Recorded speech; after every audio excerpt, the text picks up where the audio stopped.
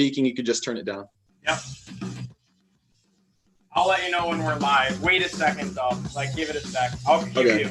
I'll do a snap of my fingers. How about that? Okay.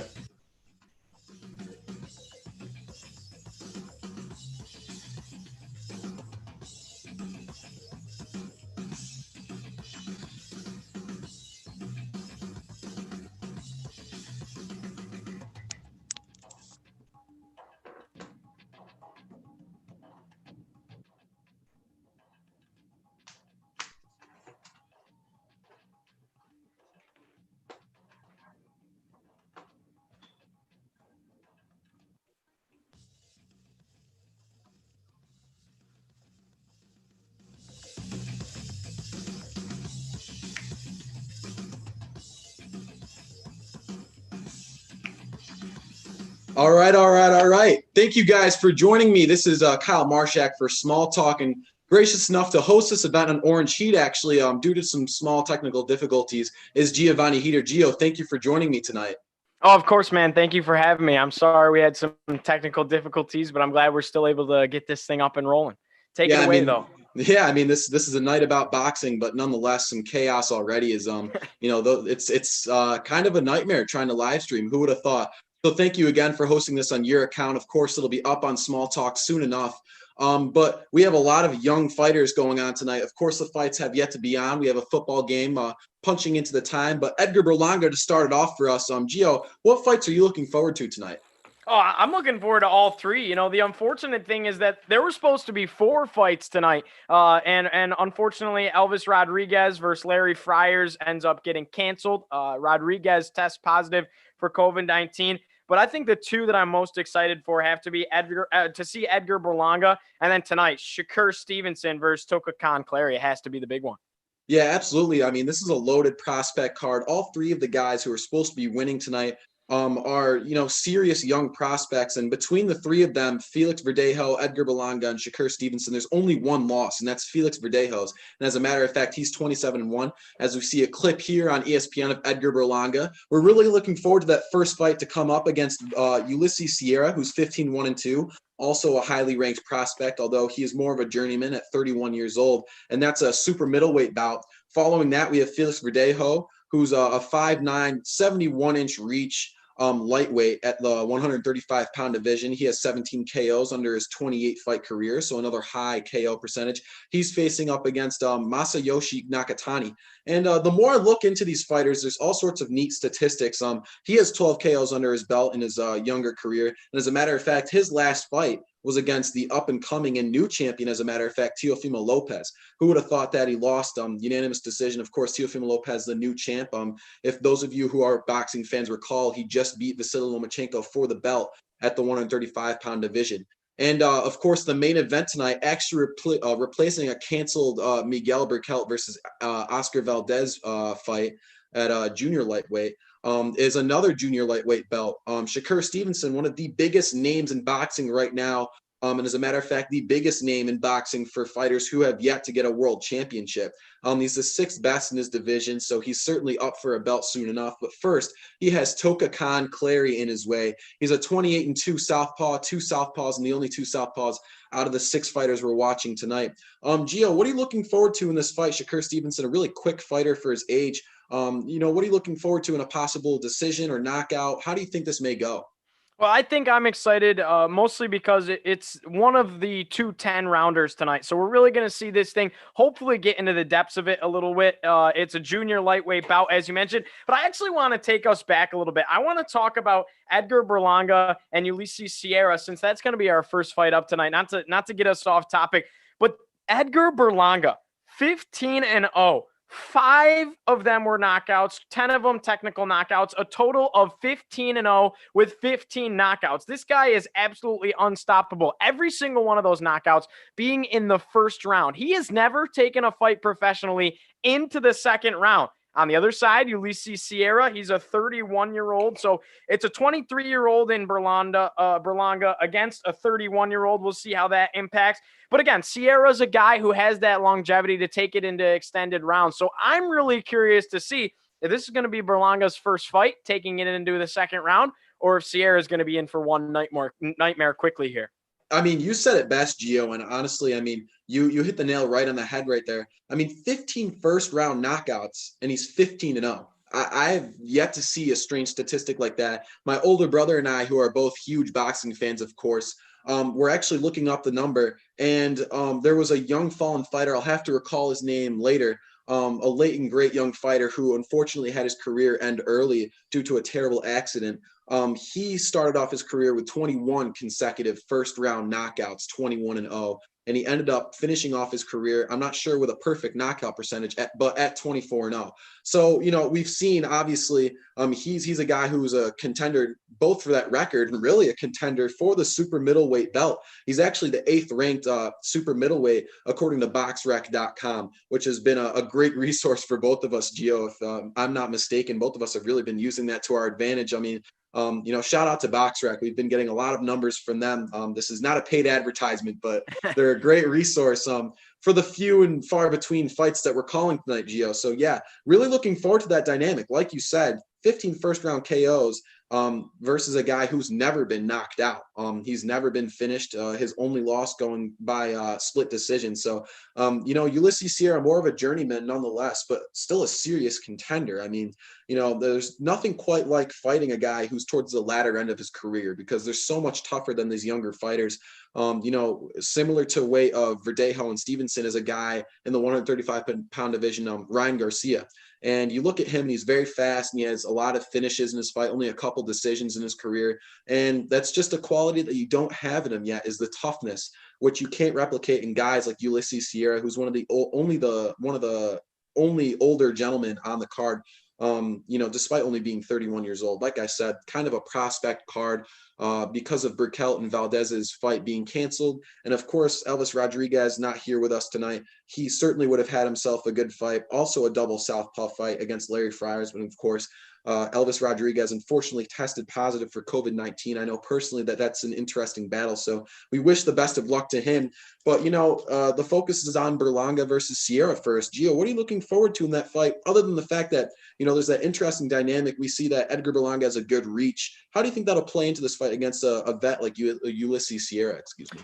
Well, I think it's gonna play into effect because simply he's a knockout champion kind of guy. I mean, he only has a 1-inch reach advantage, but it's kind of a situation. It's a game of inches. That 1 inch could very well be a deciding factor into this game. I'm just curious to see if it's going to be lights out for Sierra early or if he's going to have the longevity to really hang in here. Another interesting thing to mention, though, for Edgar Berlanga, a local kid, kind of local. We're in upstate New York. He's from Brooklyn, New York. He's a lot younger than Ulysses Sierra.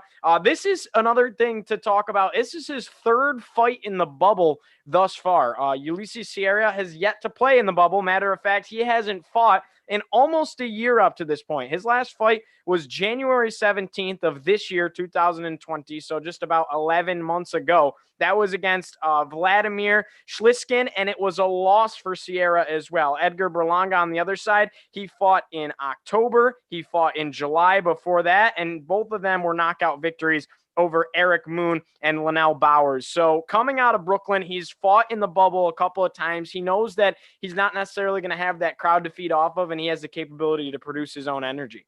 I mean, you said it best, producing the own energy. And even without the fans, you can kind of hear it. And I love the dynamic of with no fans in the crowd, you can hear, every breath the boxers take with their punches and the dynamic between the fighters.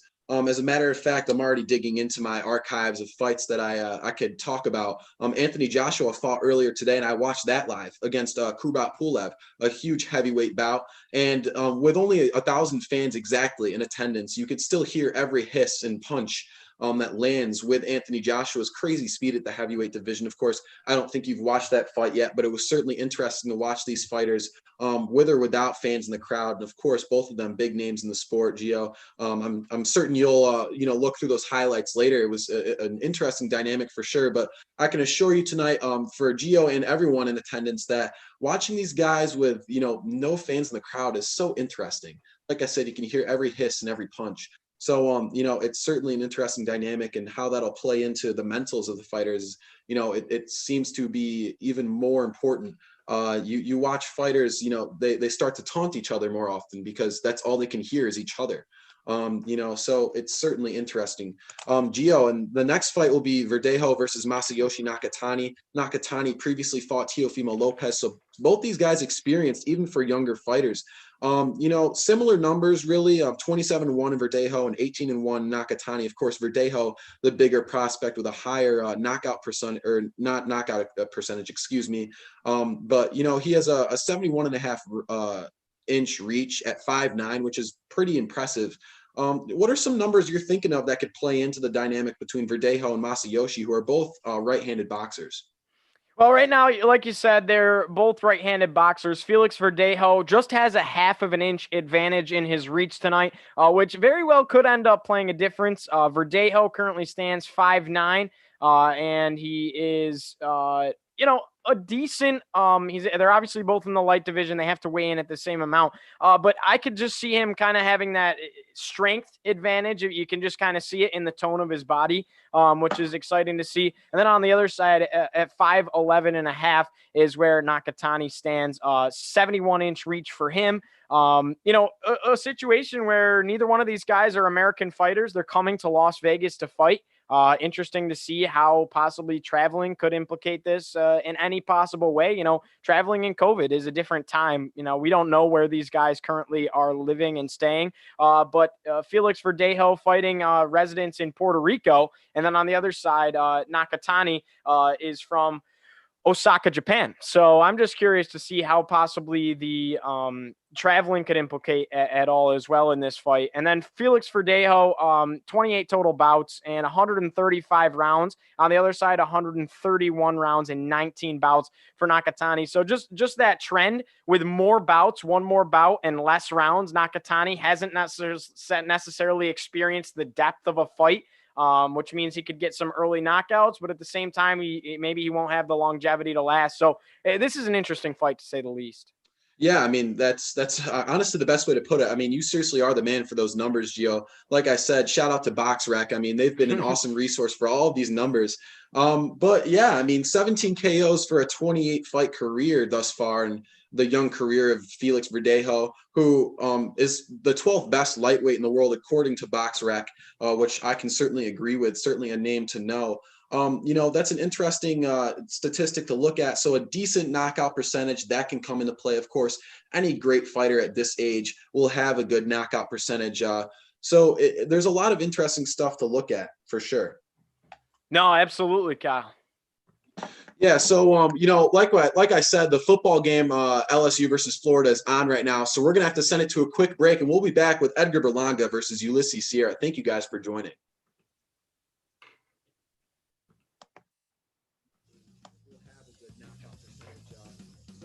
There's a lot of interesting stuff to look at.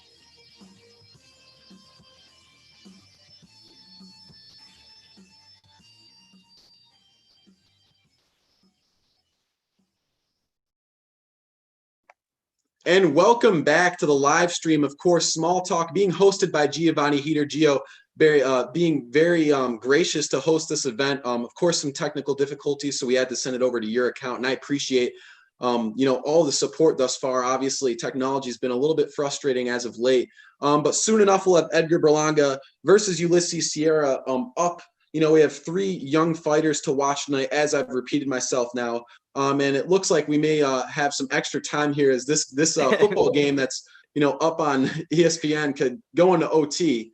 That would certainly be an absolute travesty, as it looks like he missed it. He missed it. So the fights will be on soon enough. That's all we need to know. The college football playoff chances for the Florida Gators are no longer. Look at them. Oh, my God. They were the number 6 team. Sorry to interrupt. Number 6 team in the country, playing Alabama in the SEC championship next weekend. A chance to go to the college football playoffs, and the LSU Tigers stomped on that. Wow, a 37-34 victory. Go ahead. Yeah, no, thank you for hopping in on that. I mean, honestly, we'll need that filler time as much as we can, Gio. But, yet again, thank you for joining me, and thank you for that breakdown right there, because that is actually paramount to the success of this stream.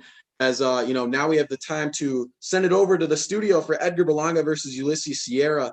We've been, really waiting on this fight now. Really not much more to say about it. We have 3 young prospects fighting tonight, Gio, and I'm really looking forward to this first fight. Like we said, he's 15-0, 15 first-round knockouts, as I'll repeat that many times tonight, really until the fight is over. It's supposed to be an 8-round bout, but Gio, something tells me that it's going to be far less than that. Both these guys with decent knockout percentages, actually 9 knockouts under Ulysses Sierra's belt in a 18 fight career thus far. He's 31 years old, so he's certainly a tough man. He's never been knocked out, and he's facing a young guy in Edgar Berlanga, who's really arguably the 8th best super middleweight in the world, according to BoxRec.com.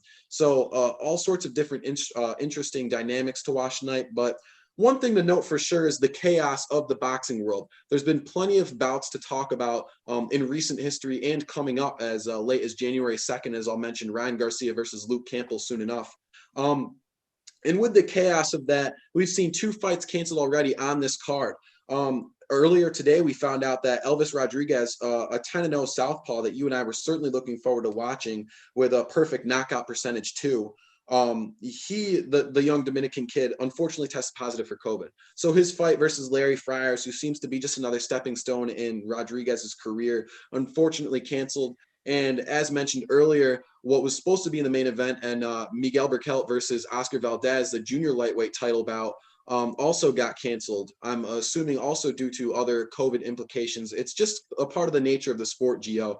This is our first time streaming anything for boxing. And, kind of tell me about your experience thus far. Tell me, you and I are both primarily basketball and football. And how does the dynamic of the boxing world kind of play into commentating, Gio? Well, I think it's a whole different breed of broadcasting, to say the least. It's exciting. It's exhilarating. And it's a challenge for us. You have a lot more experience in it than I do, but I feel like we really have done our homework, watched a lot of different broadcasts, practiced, looked at every stat we could possibly find out about these guys and know anything that there could be known about these 3 fights tonight. So I feel prepared. Again, just thank you so much for having me. It's been a crazy experience, really cool. The boxing world is pretty much a pretty tight unity, kind of a fraternity, you could say, the boxing world. So it's pretty cool to take head on. Yeah, and thank you, Gio. And in a second, I'll send it over to some highlights of Shakur Stevenson, who's the name of the game tonight. We'll check him out briefly, and soon enough, Edgar Berlanga, 15-0, 15 first-round knockouts, will be up against Ulysses Sierra, kind of the biggest challenge of his career. But right now, let's check out a young man in Shakur Stevenson. He's kind of a highlight reel. I apologize, the screen sharing may not be as high quality as we want, but this young man is unstoppable. If we look at his numbers, let's check out some highlights right here. He's fought young men like Riley. He's been at featherweight and now up to junior lightweight. Look how quick he is. He could pop that left hand so quick. One of the best southpaws in his division, really. He's super impressive. And as we see now, some of the fights coming up, Edgar Berlanga, of course, the first fight to watch. But if we look at Shakur Stevenson, can't forget about these highlights against John Riley. I mean, watch him pop that left hand, very similar style to Floyd Mayweather in a way. His head movement is very elite. And of course, he has that power. Look at him pop that left hand and then use that right hand to the body. Riley was in a lot of trouble that fight. If we go forward here in this video, a lot of good highlights. He can really throw that left hand. And for his division, he has great pound for pound power. He's all over the place. He's faced quite the competition and always at the top level. Again, watching him knock out Rosales earlier this year. I mean, he has such a powerful left hand and one of the best southpaws I've seen in a while. Yeah, I couldn't agree with you more. I can't wait for this fight. It's something that I'm very excited about. And these guys are some fighters that can really just go at it. This should be an exciting one. I give the advantage to Berlanga, but I'm excited to see how this thing goes and score it round by round. Yeah, maybe a lack thereof, right, Gio? You and I will probably go back and forth about the scorecards, just as many boxing commentators do. Of course, the great Max Kellerman is certainly a genius at that stuff, and Teddy Atlas usually popping onto top-ranked promotions. So, all sorts of faces that we've seen thus far. The judges tonight, we have Bird, Cheek, and Miglore. If you know their first names, you kind of know who these faces are, but of course, maybe names that some people won't recognize, but they work for Top Rank and usually are some great judges. We look at Ulysses Sierra, 6'1", 72-inch reach. He has a half-inch reach advantage, I believe. Not a major one. Of course, a decent reach at that height. But, one dynamic you have to look at is that he's 6'1" at the super middleweight division, which isn't crazy tall, but it is certainly tall enough. At super middleweight and maybe light heavyweight with fighters like Badu Jack is a great name to, at light heavyweight, 175 pounds. Guys don't get much taller than 6 foot. Edgar Berlanga, also 6'1", with a 1-inch reach advantage at 73 inches. His last fight was 56 days ago. He's a younger fighter. He fights far more often than Ulysses Sierra. I think you mentioned Sierra. His last fight was in January. He has yet to fight in the bubble. Like I said, in this bubble, no fans in attendance, so it's an interesting dynamic, and I'm really looking forward to how this fight will start off. Like we said, Edgar Berlanga is really supposed to finish this, so if he goes into the second round, it'll be the first time in his professional career. Yeah, how you like that Padres jersey on Ulysses Sierra? I know you're a big baseball fan, Kyle. That was pretty cool to see. He had his last name on the back and everything. Yeah, I mean, that kind of reminds me of Tony Gwynn, who's one of the best. He's Mr. Padre, right? So maybe he's trying to, pay some respect to him. Certainly a lot of sports pipelines and all sorts of different names. Like you said, Berlanga is from Brooklyn, a lot of history in New York for boxing. And Russell Morrow will be our referee for this bout tonight. We may see some different faces in these 3 fights. They like to kind of get their burn on different referees for prospect fights because, of course, the fights are less meaningful. But nonetheless, all these fights mean all that much to every fighter in the ring tonight. And I'm really looking forward to how this will start off. Berlanga, looking forward to this, and he's bouncing in his corner. And we are off. The first fight tonight, Berlanga versus Ulysses Sierra. Berlanga really supposed to be due to knock this dude out in the first round. With 2:50 to go here, we see Ulysses Sierra will start off working the jab well, and so will Berlanga answering some fire here. He's going to fire that right hand and a wild left hook. Right now, it looks like Sierra's trying to be the aggressor and start this thing out hot, nearly landing a couple of shots, and Berlanga almost laid one tight there, Kyle. Yeah, Berlanga's going to try and work that left hand to the body. I've trained boxing before. We all have some experience with it, certainly. And, one thing I've learned with my coach is that, the head can tick you off, but the body is what knocks you down. You take one left hook to the body, and you can certainly be tempted enough to go down as Berlanga digs another huge left hook to the liver right there, excuse me. Yeah, Sierra really, you can tell that he knows this guy has knocked out 15 guys in a row. He's really protecting his face there with his mitts, and you're going to see that all night because it just takes one shot to the temple or the jaw, and it's lights out. Absolutely. Working that uppercut to the body there. Berlanga's going to continue to work that left hand. He has a great lead left hand, but that right hand working to Sierra right now, he's stuck in the ropes. He might go down, and he does. Mora calling the knockdown there. Berlanga with a huge right hand to a double hook combination, and Sierra down for the first time in his career, possibly. He has yet to get knocked out, but he cannot withstand the massive power of Berlanga. Edgar Berlanga with a huge right hand, and with 1.5 to go, that left hand can knock him down again. This might be another first-round knockout. A 1-2 there, working him to the corner. Sierra stuck in the corner, up against the ropes. Left hand, right hand, uppercuts, over the top. And another knockdown. They're going to call for a standing 8 right here. I'm sorry. I'm very excited for this fight, Gio. What do you think Ulysses Sierra is thinking right here, being stunned for the second time in his career? Well, I think he's thinking I might get my first knockout right here. Berlanga just seems to be that much better of a fighter, and he continues to lay shots. I mean, it's a man amongst a boy right now, it looks like. And still working that right hand and getting clipped by a right hand in answering from Ulysses Sierra. They fall into a clinch. And Berlanga is going to have to calm down a little bit here with a minute to go, or actually half a minute to go here in this first round. He might actually be going to the second round for the first time in his professional career, but certainly Sierra still hurt, and a big right hand wobbles him. This could be it. Walking him into the corner, Sierra looks tentative, though. Left hand knocks him down. He might not be able to get up. And Mora calls it another first-round knockout. 16-0, 16 first-round knockouts for Edgar Berlanga. He refuses to take his foot off the gas, Gio. I was certainly afraid that these fights would be quick. And guess what? We start off the bat, another first-round knockout for Edgar Berlanga. What did you think of that fight? What could have Ulysses Sierra done differently? Well, I don't know if there's anything you can do differently. Look, it's a 23-year-old versus a 31-year-old, and Ulysses Sierra hasn't fought in almost a year up to this point. Edgar Berlanga has fought within the last couple of months, just kind of consecutively, about 3 months apart from each other. He just came out here. He had a mission. He knew that he wanted to get this done in the first round, and he did it. 16-0. He was the aggressor. He's that much quicker. He's that much stronger, and it really wasn't even close here tonight. Yeah, thank you, Gio. And I mean, I'm that much gladder that we got this stream to get going because right off the bat, some huge action. Edgar Berlanga only adding to the free time that you and I will have to discuss the boxing world after this fight, of course, because, you know, we thought maybe Ulysses Sierra could last that first round. And as a matter of fact, he almost did. But 3 knockdowns and maybe a third knockdown rule in effect here. But nonetheless, I don't think Sierra had the power to continue. Edgar Berlanga continuing his first round knockout streak. So, wow, I mean, even at 168 pounds, that power is undeniable. And he's certainly a guy who could move up in the rankings and soon enough maybe even get a title shot. I mean, let's look back at the highlights here. Boom, straight right, left hand, and he continues to work that right hand to the body and up top. Huge hooks to the body, Sierra trying to cover up, and soon enough, he went down on a knee, kind of giving up there, and Berlanga standing over him. Wow, I mean, what a towering, and I mean, he's just an inferno of huge right hands. He uses that left hand to open up the guard, and then a huge right hand to find the opening. I mean, wow. I mean, such power on display.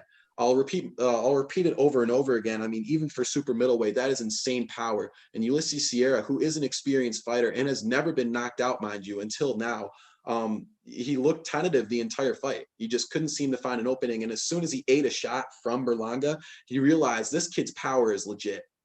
Yeah, I mean, at first, it almost looked like Ulysses Sierra kind of wanted to jump out and try and be the aggressor, took a couple of swings, but those couple of swings got him out of position, and early on, Berlanga was able to land a couple, and then he just chewed away at it. It wasn't where he was trying to get that one big knockout. He chewed away at him as the round went on. He got a couple of jabs, and a couple of jabs, and a couple of right hooks, and then before you know it, he knew there was 30 seconds left. He unleashed that fury that you mentioned, and he just let it all out there. He knew that he had Ulysses Sierra stunned, and he just went right, couple of lefts, then a right. And before you knew it, he hit one to the back of the head as Sierra was going down, and it was all over.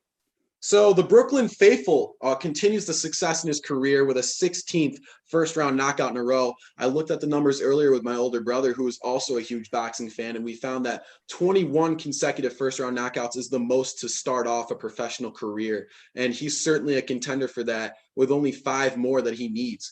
So, I mean, certainly a ridiculous statistic, and I'm certain that Top Rank will continue to look at this young man who will move up in the rankings from 8th possibly to the top 5. I mean, with a performance like that, it's undeniable. So the Brooklyn faithful, as I said, huge power on display tonight, Gio.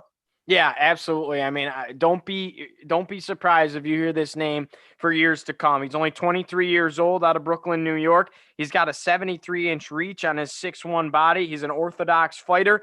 16 knockouts in the first round, and his career is 16-0. You're going to hear Edgar Berlanga. It's going to become a household name for years to come. Absolutely, Gio. And I mean, really, he's put the super middleweight division on notice. And speaking about middleweight fighters, you can't deny that Callum Smith and Canelo Alvarez, who are fighting for their belt, the IBF middleweight belt, so 5 pounds lighter, are people that should be, almost afraid of a young fighter like this. Canelo Alvarez, usually a great boxer, very technical and great head movement, and Callum Smith, very similar in style to Canelo Alvarez. So that'll be an interesting fight to look at. And we'll look into highlights of both of those fighters later on in this stream. But for now, I mean, we just need to focus on what this looks like. The super middleweight division is now on notice, and that's how I would take this as a Canelo Alvarez. Maybe Dimitri Bivol is another super middleweight champ, and like I said, Callum Smith. So all of these guys, as Edgar Berlanga goes around, giving knucks to everyone in attendance. Giving a fist pump to the broadcasters. We appreciate that. Put our fists out. Give a yeah. We'll take that as well. Certainly having fun in the studio today. Gio, again, thank you for joining me on this stream. It's certainly been a mess thus far, technical issues, but for you to host it on your account means a lot to me. And of course, soon enough, it'll be on SmallTalk. So once again, I appreciate it. But back to the super middleweight division that we were talking about, it's all on notice. And Canelo Alvarez, who is one of the best pound for pound, I would say on my list, third best pound for pound in the world, should be a guy who's on notice against a guy like this, who really is a danger to Canelo Alvarez, because Canelo Alvarez isn't really a heavy power fighter. He has great power, of course, nonetheless. You can't deny that. You have to have great power in that division. And he's knocked out guys like Amir Khan, who are journeymen, who have tried at many levels to find success and have found success. So it's undeniable the talent of this young man. No, I couldn't agree with you more, Kyle. I'm excited for this next one coming up. We don't know exactly when the fight will get underway, but Verdejo versus Nakatani, that's going to be a good one as well.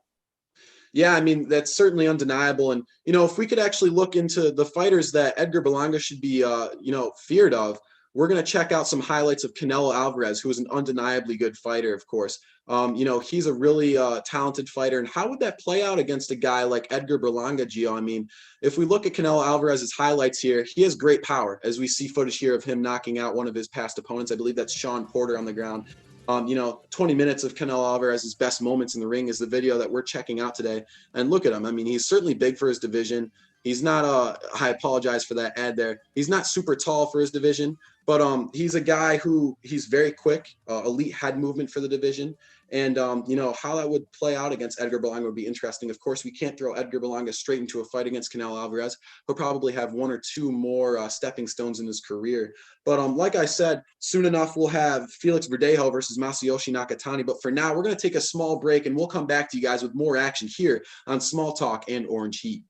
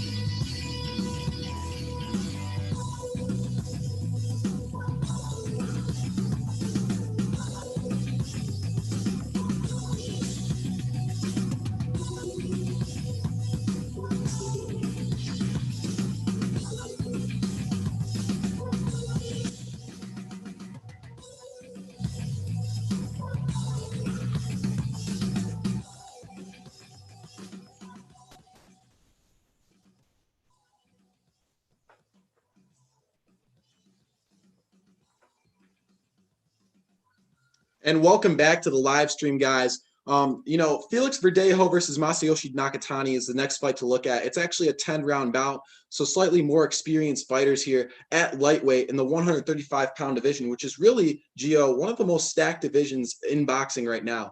As boxing is kind of, historically speaking, fell out of popularity since the past with guys like Muhammad Ali and Sugar Ray Leonard, who really controlled the spotlight back in the day. We have yet to see such talent be replicated until now, really. Back in the day, I recall, historically speaking, again, in the welterweight division at 145 pounds, that Sugar Ray Leonard, Roberto Durand, Marvelous Marvin Hagler, and Tommy Hearns were totally stacked and all fought each other in the 1980s. And a couple decades later now, only 10 pounds lighter, we see the same type of thing, Gio. You and I were conversing about it earlier about, we're going to watch Felix Verdejo and Masayoshi Nakatani, and then Shakur Stevenson and Tokakan Clary, all, great fighters. And of course, Stevenson and Verdejo, guys to really watch out for the belt, especially Shakur Stevenson. But in that division, we have guys like Ryan Garcia, who is also up and coming. And then we have Luke Campbell. We have, Vasily Lomachenko, arguably one of the best boxers of all time, and Teofimo Lopez. What do you think Felix Verdejo and Shakur Stevenson should be thinking after winning these fights, hopefully tonight? If they do, of course, they have great stepping stones ahead of them. What should they be thinking about, possibly their future in the division? Because it's very stacked. Well, it's a and it's a great question, Kyle. It's a situation where these are prospect fights, right? You mentioned it. These are stepping stones for some of these guys. And it was on full display when Edgar Berlanga just simply dominated against Ulysses Sierra, and he's done it throughout his career. Same situation applies here for Felix Verdejo and Shakur Stevenson. I think the situation is you have to have the mindset that I'm making it. These guys want the next challenge, and they keep, as they go along, getting fed more and more challenging fights. And they have to know that the better they perform tonight, the more of a chance that they have to go on to that next level, right? They ultimately want to be championship contending fighters. This is a step in that pathway. It's a situation to, compare it to college basketball per se. You can't just take a night off when you're playing a non-conference opponent who you're supposed to mop the floor with. You can't take a night off because they'll catch you sleeping, and upsets happen all the time. So this fight is just as important as their championship fight 3 years down the road.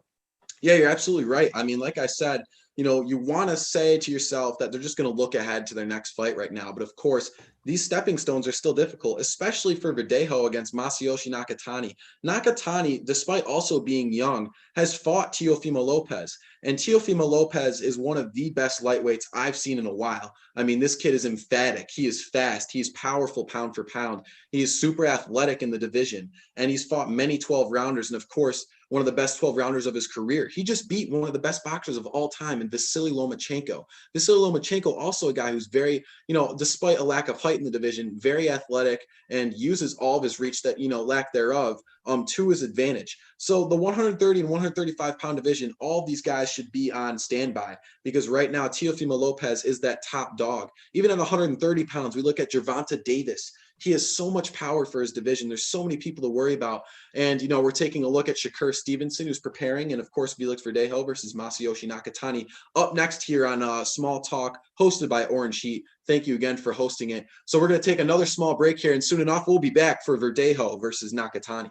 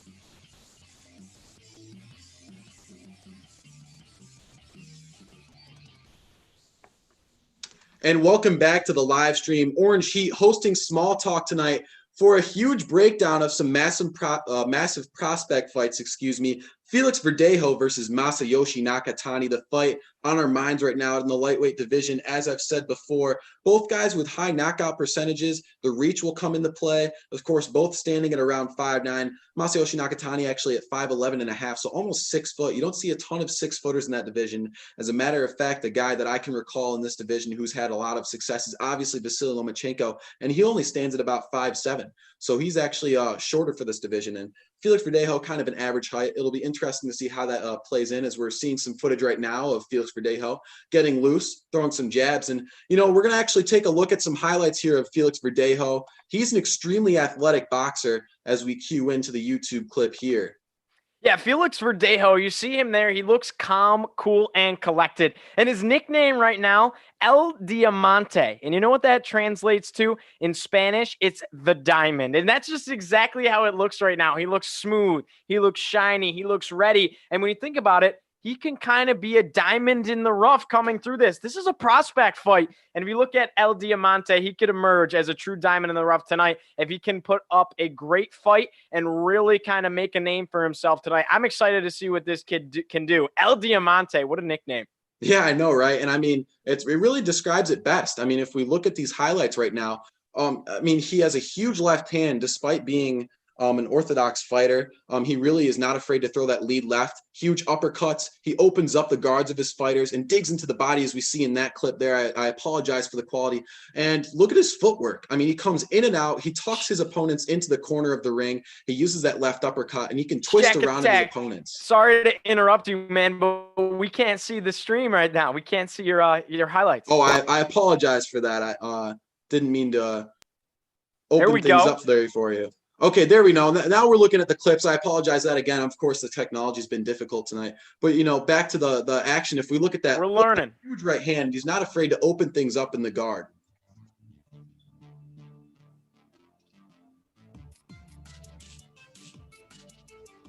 There he goes with another knockdown. This guy, Felix Verdejo, a really dynamic fighter. And then on the other side, you have Nakatani. And I know you wanted to throw some of his clips up there as well. What are your thoughts on Nakatani? Because the same situation applies. He could be a diamond in the rough if he can come up with kind of an upset victory tonight and shock some people. We just saw it happen in college football where LSU takes down number 6 Florida. Why can't it happen tonight?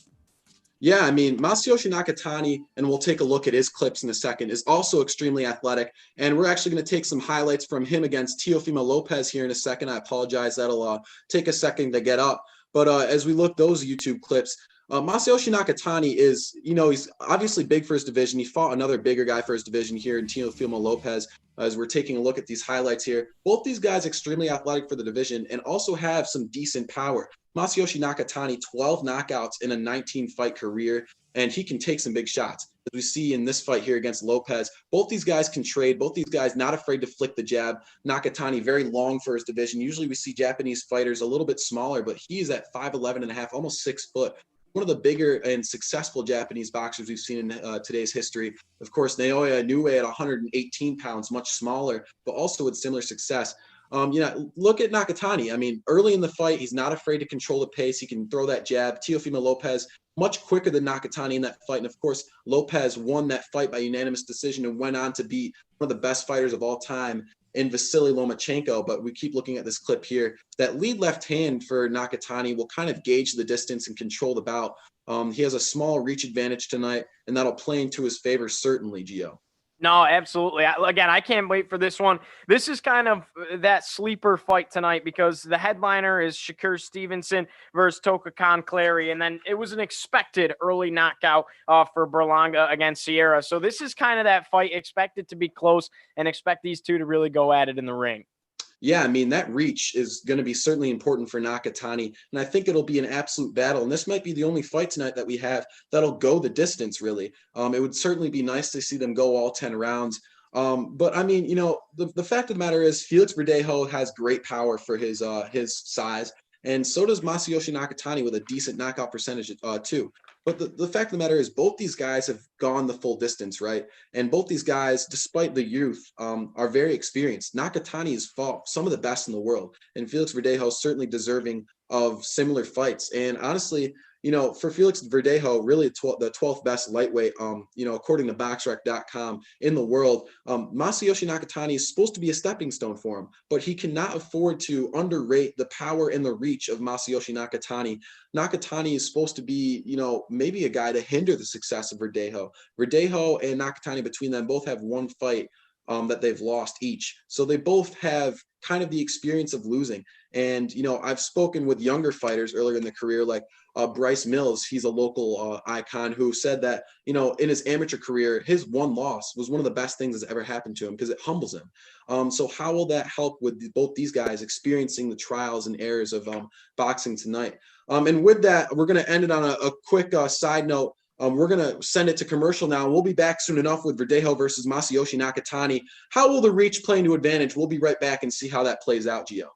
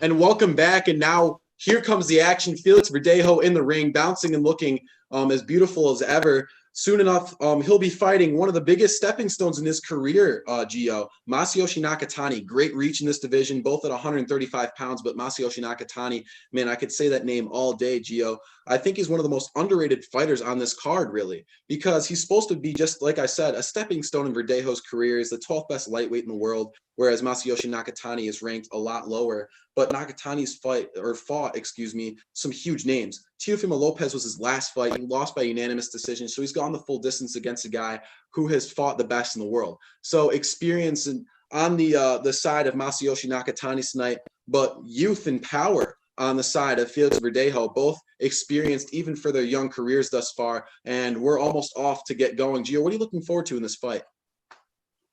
I'm looking forward to just two guys going at it. Finally, it was fun to see Edgar Berlanga dominate Sierra in the last one, but this is a fight that can really go the distance. Really only a half of an inch advantage on the side of Verdejo, so that's not going to play too much of a factor here in this one. Verdejo has his weaknesses. In his one loss, he got knocked out, plain and simple. And Nakatani on the other side, just a great fighter. I think this one is going to be going into the later portion of rounds, if not the whole way. I'm excited to be able to actually score a couple of rounds here, and it should be a good one. Yeah, absolutely. We'll be keeping score of these fights as they go on, and you and I will go back and forth on what we have in our scorecards. Of course, they may differ, Gio, but that's the beauty of this sport. We see controversial decisions all the time, but, really Top Rank has gotten a lot better, historically speaking, and Celestino Ruiz, the referee tonight. Like I said, we'll see a bunch of different faces in the 3 prospect level bouts we have. Masayoshi Nakatani looking very excited for this fight, as well as Felix Verdejo. So both these young fighters excited to keep that 1 in their loss column as a 1, but really who will leave with that extra loss in their belt? Certainly Nakatani down in the scorecards, or the odds, excuse me. So Verdejo really should have all the confidence coming into this fight, but of course you can't underrate the reach of Nakatani. Of course, both of them have similar reaches nonetheless, but I would feel very confident as Nakatani is 6 foot, he should have the size advantage, but some power will be on display for both these guys. And we are off, and Verdejo working to the body early. Yeah, Verdejo wanted to get off to a quick start there, and it was evident. Look for Verdejo to have that slight strength advantage. He's a little bit more muscular than Nakatani, but at the same time, Nakatani has a slight height advantage, and it's very evident as he lands a shot there. Yeah, despite being a little bit skinnier, Nakatani has, quite the heck of a chin. So he could certainly eat those body shots and up on the chin from Verdejo, who is already trying to throw that huge lead left hook, and Nakatani working to the body. He's trying to be the aggressor. Both these guys are going to have to figure out the pace soon enough. Verdejo with some head movement on display, and then just missing that right hand, bobbing and weaving, and kind of looking like a young Mike Tyson there, slipping under some punches with a peekaboo right hand right there. Of course, he's a different style than that, but just kind of reminiscing there. Of course, Tyson and Jones had fought recently, but right now the fight in the matter at hand is Verdejo versus Nakatani. Verdejo still trying to work to the body. Nakatani still looking tentative, though. Big right hand, and he's down. All of a sudden, just like that, Nakatani down to the ground. I thought he had a chin. Maybe I was completely wrong, Gio. What did you see there with that huge right hand from Verdejo? Oh, I saw an explosive punch, no doubt about it. The referee talking to Nakatani, he's saying, give me your gloves, young man. They're going to tie up once again, and another headshot here. Back to you, Kyle, but this is getting exciting. It's going to be 10-8 nonetheless, no matter what. Yeah, all of a sudden, it's going to be a 10-8 round. Another double up on that huge left hand there. Verdejo has both hands with extreme power. He's extremely athletic. Reminds me of a young Roy Jones who had power in both hands. I mean, that's the type of athleticism we're looking at here, Gio. Verdejo still trying to press forward. Nakatani seems to have his wits back with him. With a minute to go here in this first round, it's already a 10-8 in favor of Verdejo. We thought maybe this would go the distance, but not like this. Another huge left hand. Nakatani seems to be wobbled, trying to work to the body is Nakatani, but Verdejo still head hunting here. Nakatani again trying to get to that head as well. Yeah, absolutely. Nakatani still less tentative than you would expect for a guy who just got knocked down by a huge right hand, if you're just tuning in, by Felix Verdejo. Felix working in and out. He got hit well with a big jab from Nakatani. Nakatani still working forwards, trying to push his opponent who just knocked him down into the corner of the ring. Both have decent footwork on display here. Verdejo working around. He's slowly stepping to his left here, trying to find the weak zone, bobbing and weaving. He has some good head movement. A 1-2 from Nakatani. Couple of shots here. Nakatani kind of trying to make an argument for a return here. Yeah, absolutely. Nakatani still in this. Very impressive. But Verdejo, huge left hand. That left hook has been hitting home all night thus far. And with 10 seconds to go, Nakatani seems to hold his wits. He got away with this one, somewhat saved by the bell here with another huge right hand, just missing to end the round. So Verdejo versus Nakatani off to a wild start. I mean, this is going to be really interesting. And of course, with only a minute in between rounds, we're going to stay here. The action is off to a red-hot start for Verdejo with a 10-8. So that's a good start for him. A huge right hand landed, and really he just found the gaps, Gio. Yeah, I think the thing for Verdejo is he's coming out electric. I mean, he is just swinging, and he knows that he has the time to recover. You see him come across and just a lightning quick punch that if that connects, that's a knockout kind of punch right there. Not necessarily making the connections. He did land one, and you saw Nakatani hit the deck right away.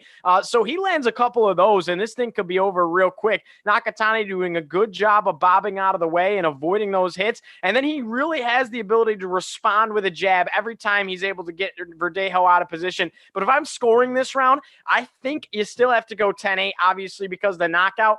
I'm almost inclined to give Nakatani a point and take one off for Verdejo for some of the shots he landed, but I'm still going to go with that 10-8 bout. Yeah, I mean, just going with the basic scoring system here, it's certainly a 10-8, and we're back to the action here. Nakatani trying to work forward.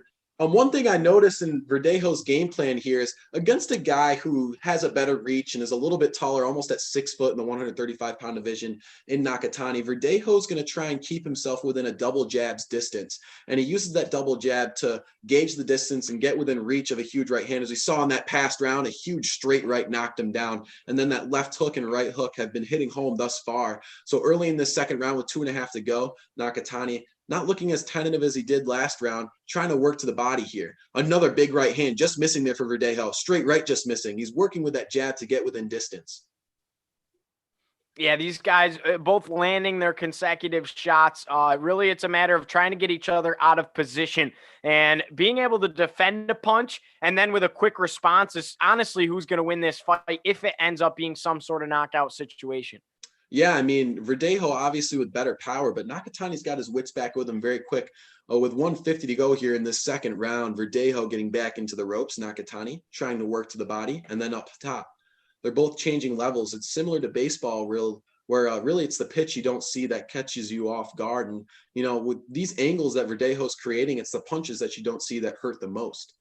I'll tell you right now, I don't want to be in the ring with Felix Verdejo. He is electric. I mean, he has the quickest hands that we've seen so far tonight, and we saw some explosive punches out of Berlanga. But Felix Verdejo has that speed matched with that strength. It's unprecedented. Yeah, it seems that these two guys have totally different game plans. Like I said, Verdejo has to gauge the distance, and then when he does, he'll come in with that huge right hand that he has, even at 135 pounds. That power is really unparalleled. We've already seen good power on display with the one fight we've called, in case you missed it, Edgar Berlanga knocking out Ulysses Sierra in the first round. It's his 16th consecutive first-round knockout. But, the matter at hand here is Felix Verdejo. And with 50 seconds to go here in the second round, it seems it's going to be another 10-9 in his favor. Although this was a much closer round, Nakatani still trying to pick apart his opponent on the feet, which seems to be his game plan tonight. So Verdejo winging his left arm over his opponent as they fall into another clinch. And he smiles at the crowd. He's looking very confident thus far. Pretty cool. They're showing the live tweets along the backdrop as if they were the fans there. Everybody tweeting the hashtag top rank. That's pretty cool to see as we got a big fight going on.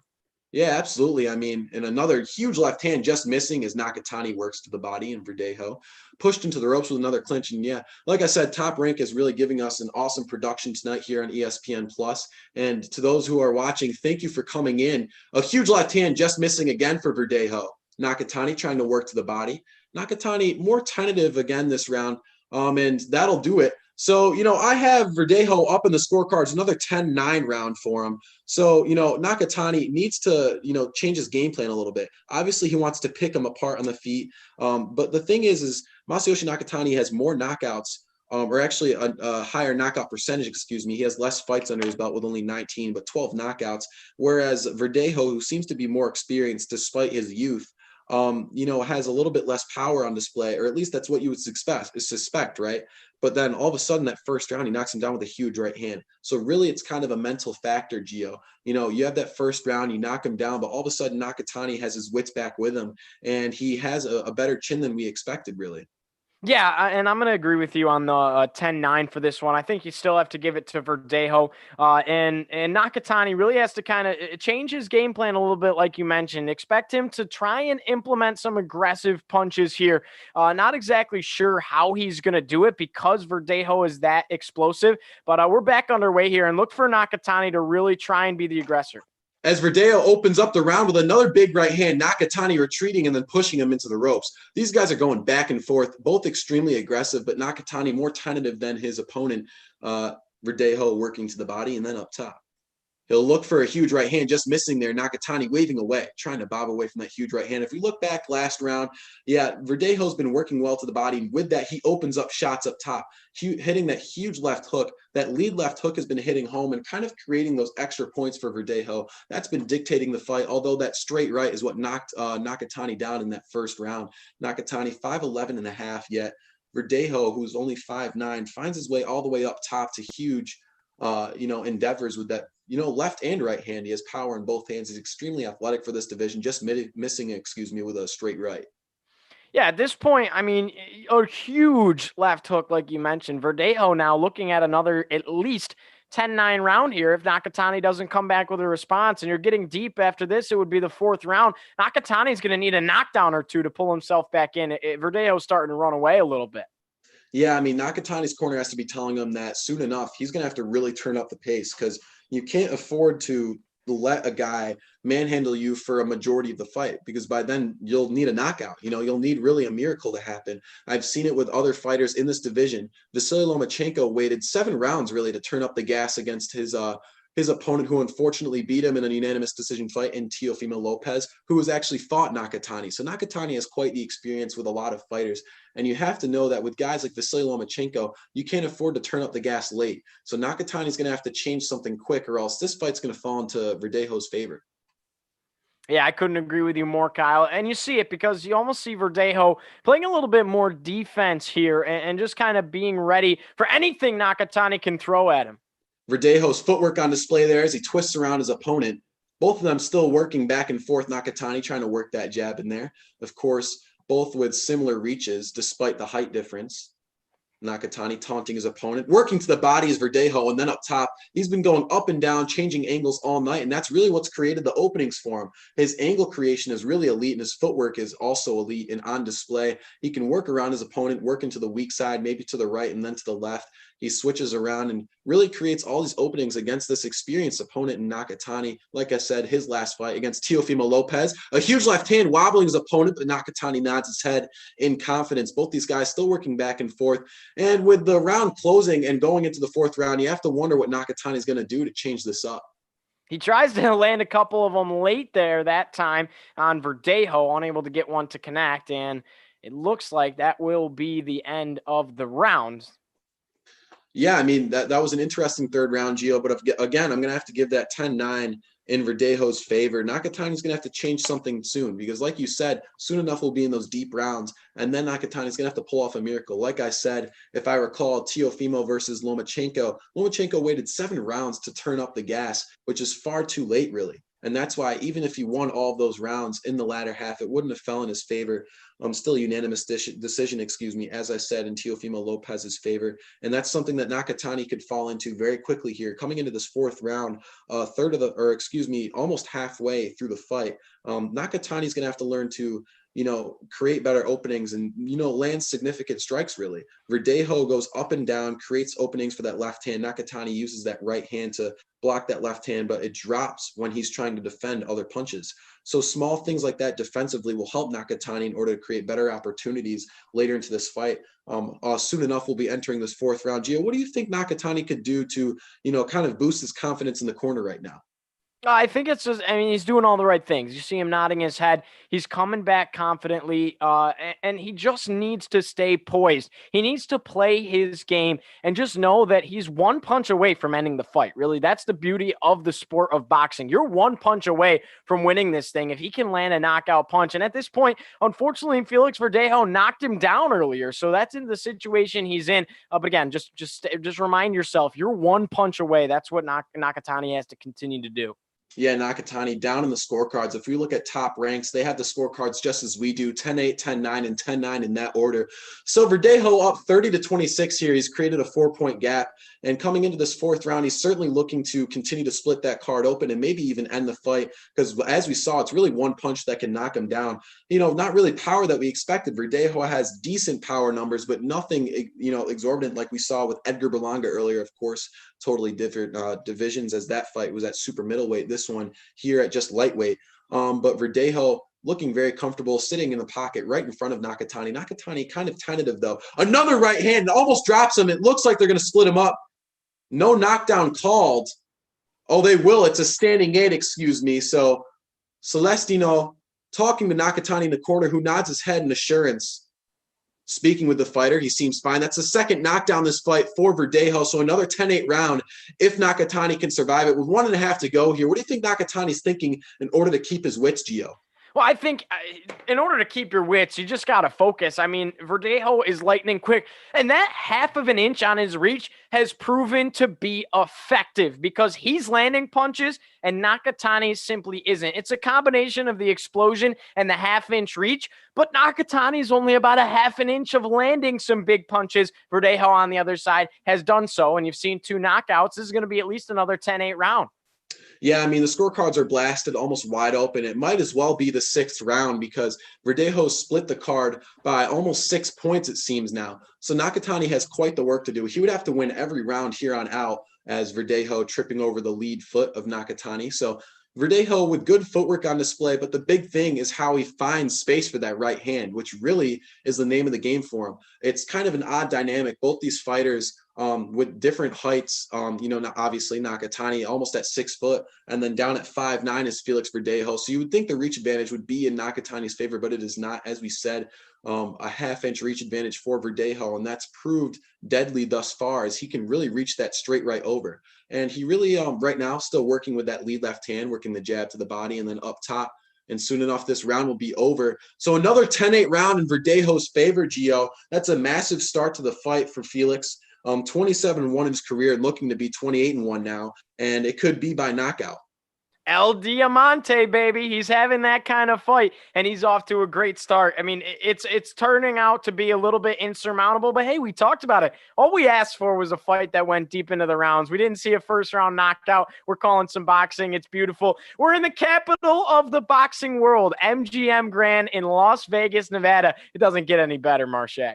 It really doesn't get any better than this, Gio, and you said it best. El Diamante, I mean, he really isn't a diamond in the rough because there's no rough here. All of these kids are stars. He's just one of the best of them, really. Of course, we have Shakur Stevenson versus Tokakan Clary coming up after this fight. But really, the name of the game right now is that we kind of asked for this long bout, and we're certainly getting it here coming into the middle portion of this fight. Finally, we reach a 5th round here. Of course, that first fight, in case you missed it, Edgar Berlanga versus Ulysses Sierra. Berlanga extending his first-round knockout streak to 16-0 against Ulysses Sierra, a guy who's never been KO'd beforehand. So here we are, back to the 5th round. Verdejo up in the scorecards by 6 points now. Another 10-8 round as they open up with jabs, just both gauging the distance once again. Nakatani is going to have to do something soon. If we look past in that last round, right hand slipping just under the jaw, and Nakatani went down. We didn't see it on the camera, but the referee did call it a knockdown. So another 10-8 round in his favor. Verdejo really using that straight right effectively. You would think it would be a right hook that's kind of the basic power shot for boxers like him or orthodox that would knock him down, but really he's just finding that home for the straight right. So it's going right through the middle of the guard of Nakatani. Yeah, no, another night too where we're seeing that youth is paying off. Nakatani, a 31-year-old fighter, he has more experience, but sometimes that explosive youth just really adds another element to fights. On the other side, Verdejo, 27. You saw it last round when Berlanga was 23 against a 31-year-old fighter in Sierra. Yeah, absolutely, Gio. Nakatani still looking tentative. Very quick on his feet and stands up in the clinch. Mara will break him up. Verdejo feinting now. We don't see a lot of feints tonight as these fighters are still young. Something you kind of acquire as a taste as you get older in your career. Really just feeling each other out right now because neither one is trying to land a punch. They're really just kind of trying to read each other. What are you going to do? What's the next move? What do I want to do? This has probably been the least action-packed round thus far. But again, one punch away.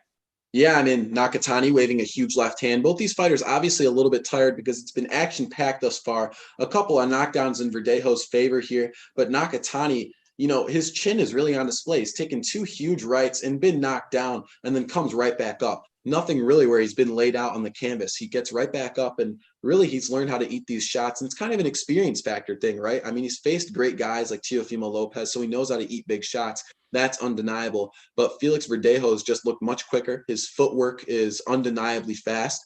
And with that, he can come in and out of the distance of the long and tall Nakatani. Trying to land a shot here is Verdejo. Man, he just is so explosive. He can really turn his fist quick, and it's just exciting to watch.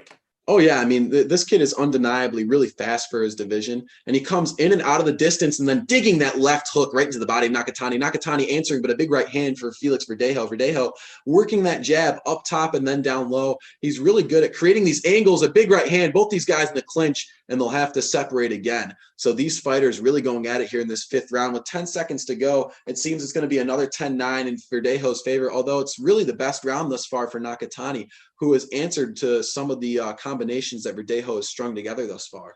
You know, it's tough.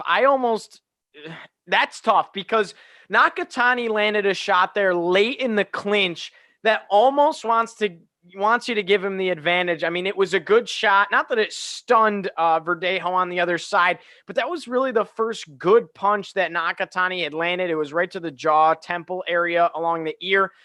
You still have to give it 10-9 to Verdejo, but you mentioned it. That was Masayoshi's Nakatani's best round thus far. Yeah, absolutely his best round thus far. It really wasn't just another round for Verdejo that was just wide open, really. It's just another one that was competitive, but Verdejo got the better of the combinations there. So like I said, I'll also give that one 10-9. I think you and I have the same score cards thus far. In case you missed it, Verdejo opened up the fight with a huge right hand, and it's a 10-8 round. A couple of 10-9s later, and in the 4th round, another huge knockdown. And then in this past 5th round, marking the midway point, Nakatani answered back and possibly won himself his first round, although it seems otherwise as Verdejo on other scorecards, it seems, will get that 10-9. Certainly a closer round, something that you could see later could controversially fall into Nakatani's favor if this fight goes the distance. But thus far, Verdejo controlling the pace, Gio. Yeah, you mentioned it. This is the 6th round, and it felt like we were here 2 rounds ago in the 4th round. Nakatani, I mean, he's getting to a situation really where he needs to be the aggressor. He needs to just lay it all out there. At this point, you have absolutely nothing to lose. Yeah, I mean, statistically speaking, we're due for another knockdown. If we're talking about Verdejo's success thus far, him bobbing and weaving as Nakatani tries to work to the body. Nakatani looking a little bit better here. He seems to be more aggressive and find the openings here. Andre Ward in attendance for this fight tonight. Of course, he's one of the better boxers in the lighter divisions, as we've seen, and he's turned to commentating too. So all sorts of people for the media in attendance as Mario breaks that clinch up. Yeah, and Joe Tessitore, the lead play-by-play guy tonight, he called Monday Night Football last year on ESPN, and he's an NFL guy, a big football guy, but he's calling some boxing tonight for Top Rank on ESPN, primetime. Yeah, who would have thought? And all sorts of names in attendance tonight. Of course, boxing reaching a higher popularity than usual tonight has really been the night. And we see usually October is the month for fighting, but December has really stolen it all of a sudden. We saw Anthony Joshua fighting earlier with a big knockout against Kubrat Pulev, but right now the focus is Verdejo versus Nakatani. 2 young prospects, and Verdejo has really looked sharp thus far, although Nakatani might be winning himself his first round here as he's using that jab to gauge the distance, and then when Verdejo comes in, he really connects to the body. Verdejo trying to throw a jab down low.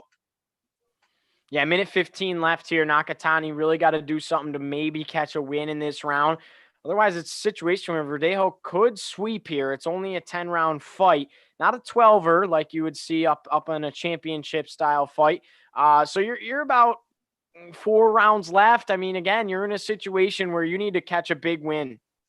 Big right hand just missing, and then strung together a little combination and a huge left hook just missing. That lead left hook for Verdejo has been huge all night. Verdejo letting Nakatani come forward. Nakatani trying to move out of the way of that quick jab from Verdejo, who's been flicking that, engaging the distance with it all night.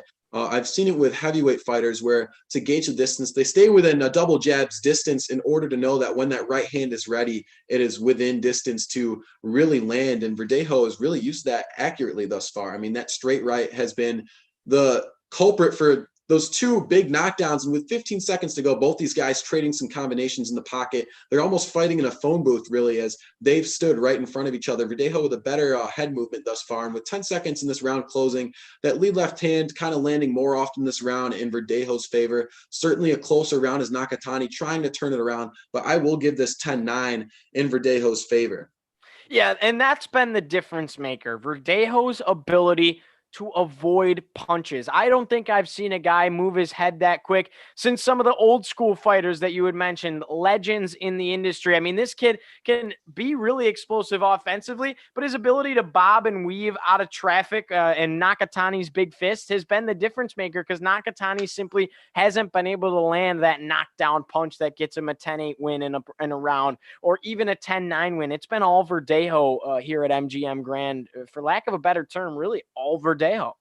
Yeah, Verdejo's looked really athletic thus far, and generally speaking, in a fighter's camp, by the time a week and a half or fight week really comes up, you'll see guys stop sparring and focus more technically and fitness-wise to make sure that their weight cut is successful. But before then, the month leading up to the fight, I'd imagine that Verdejo is probably fighting a lot of, sparring, a lot of guys similar in size to Masayoshi Nakatani, a person who replicates his reach, is tall, and uses a long jab to gauge the distance as Nakatani has thus far. But Verdejo bobbing and weaving under the traffic of Nakatani, and using that huge lead left hook, and that's been landing home all night. Although it isn't the culprit for those knockdowns, it is that straight right for Verdejo.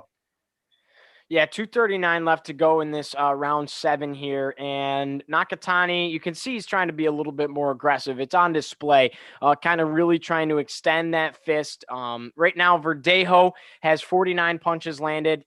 Nakatani only 41. Verdejo's thrown 190. Nakatani's thrown 246. Absolutely incredible. 26% of Verdejo's fighted have made contact to a body or a chin. Nakatani only 16%. Yeah, who would have thought that Nakatani really has technically been the aggressor thus far? He's thrown far more punches, yet none of them land. It's just because he's more tentative. He's holding up that L guard, trying to stay without the distance of Verdejo. But really, when he throws, it's jabs that miss. The head movement kind of breaks up some of the punches. The guard is really strong for Verdejo. Verdejo more technically strong as he lands another big straight right. Nakatani eats it on the chin. 1.5 to go. Nakatani on the aggressive now. He's throwing a big combination. They fall into the clinch, and he's not afraid to throw that right hand in the clinch. A little bit of dirty boxing right there. These guys really going at it, and this might be a round that could fall all of a sudden in Nakatani's favor, as he's really been on the aggressive now. Stepping forward, a 1-2, big right hand, left hook just missing in the clinch, and Verdejo grabbing his opponent there, and now finally we're seeing the aggressiveness of Nakatani. We know this guy's fought great competition in Teofimo Lopez and other fighters, and now he's finally really being on the offensive. Throwing that right hand, just missing, digging to the body. Verdejo answering with a left hook. A lot of counter boxing here. Nakatani still going forward. 1-2 just missing. Uppercut, big right hand. Both these guys are very exhausted, but stepping on the gas nonetheless with a minute to go here in the 7th round. This is what we asked for, Kyle. This is Las Vegas primetime boxing. Both guys exchanging fists, a left and a right. Counterattack boxing. Gotta love it. Yeah, Nakatani finally seeming to shift it in his favor, but really this might be all too late, Gio. This is the 7th round. He's only going to win, 4 rounds max, maybe 5 if he's lucky. But even then, Verdejo with the knockdowns in his favor is still up on the scorecard. So Nakatani is really going to have to pull something special out, even when he does start to win this round with the momentum in his favor. Yeah, 24 seconds left. I think you got to give this one to Nakatani. I mean, he's been the aggressor. Verdejo has landed some nice punches in those last couple of minutes when they were really exchanging well. So I think this is going to be a Nakatani win, but 10 seconds left, anything can happen. Yeah, absolutely. I mean, it could switch in his favor very quickly. We've seen that Verdejo, it just takes one punch and all of a sudden it's his round. And there it was. Verdejo winging that left hook to end off the round, but Nakatani, nonetheless, the aggressor that round, he's strung together better combination. So I'll give that to Nakatani. That's his first round that I'm going to give to him, a 10-9 in his favor. So, Felix Verdejo versus Masayoshi Nakatani has been a great fight thus far. Of course, only 10 rounds, so we have 3 to go here, Gio. What do you think Nakatani's thinking now with limited rounds to go, but finally winning his first? What should he be thinking in order to win this bout? I mean, again, in order to win this bout, you got to get a knockdown. You got to get a couple of knockdowns maybe, or even deliver that knockout punch. He's just kind of dug himself in a hole. I know they're tired, and I know he was waiting to pull that out towards the end of the fight, but you would have liked to have seen it maybe round 5 when it was still a chance to maybe at that point, if he won round 5 and won the rest of them, he could have won the fight 6-4. It just seems to be too little too late at this point. It's kind of one of those, non-important touchdowns in a football game when you're trailing 35-7 and you score a touchdown with 5 minutes to go. I mean, it doesn't really matter, right? So that's kind of the vibe I got from that round. He's going to need to give me more if he wants to come back, because that was a Nakatani win, but Verdejo still a massive advantage going into round 8. Yeah, Verdejo with a couple of knockdowns thus far, but Nakatani kind of changing into the offensive. If we look back in this past round, a big straight right landing for him, and it really almost knocked down Verdejo. He looked wobbled there, and then when Nakatani went into the offensive, Verdejo using his short height disadvantage to his favor by getting into the clinch there. 2:27 left to go in this round, and these guys really going at it again. They just continue to do that counterattack boxing style. You love it. They get each other in the clinch. But when those fists are flying, it's exciting boxing, and that's kind of the situation that can get Nakatani back into this fight, is a big knockdown punch. Yeah, we see both these guys are not afraid to wing that left hook, that lead left hook, but really it's a matter of that straight right. None of these guys really athletic enough to get that right hand to land when they hook it. So they just go right through the middle of the guard. If we look at some of the numbers, the power punches for Verdejo, only 7 have landed and 16 have landed for Nakatani, because it really seems that every time Nakatani throws, it's with huge intent. So a higher percentage of power punches landing for Nakatani. That could give him really a couple rounds thus far, although on my scorecards, I've really only given him 1. So for all we know, Gio, really the way scorecards can fall in Top Rank and really in any boxing organization, this could be a lot closer than we think. But at the end of the day, you're absolutely right. Nakatani needs to get a knockdown in order to get himself back on the scorecards. They keep clinching it up, and every time they clinch, the thing Nakatani's trying to do, and the ref's warning him about it right here because Verdejo was calling for it, is he tries to land those kind of cheap shots, you could call it. Once they get into the clinch, he lands a couple of tough fists, and it's to the back of the head. Verdejo doesn't like it. The referee doesn't like it either, so he's going to get a warning about that. But that's been an impact because it slowed Verdejo down just a little bit when Nakatani can nail the back of the head on a clinch. Yeah, like we said, no back of the head shots.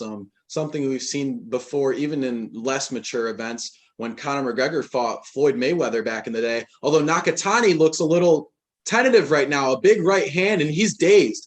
Both falling into the clinch again, of course. Verdejo pushing his opponent off, and he's looking really aggressive now. Nakatani with that guard down, he's looking absolutely exhausted, but he seemed wobbled for a second. It may be out of exhaustion. With half a minute to go, a huge left hook just missing. Verdejo stepping forward.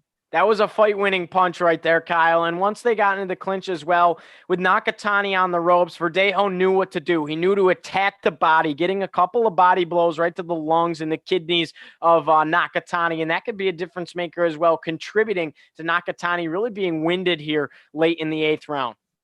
Yeah, I mean, both these guys have to be absolutely exhausted. Both younger fighters with high knockout percentages, so they're not used to going the distance. I apologize. I'll have to go plug in my laptop real quick. But nonetheless, Gio, I mean, the fight has been awesome so far. We look back to Anthony Joshua versus Kubrat Pulev earlier. A lot of action has happened, and today has really been the night for boxing. So, a lot of knockouts on display tonight, really. Yeah, this one looks exciting. A heavyweight bout doesn't get any better than that.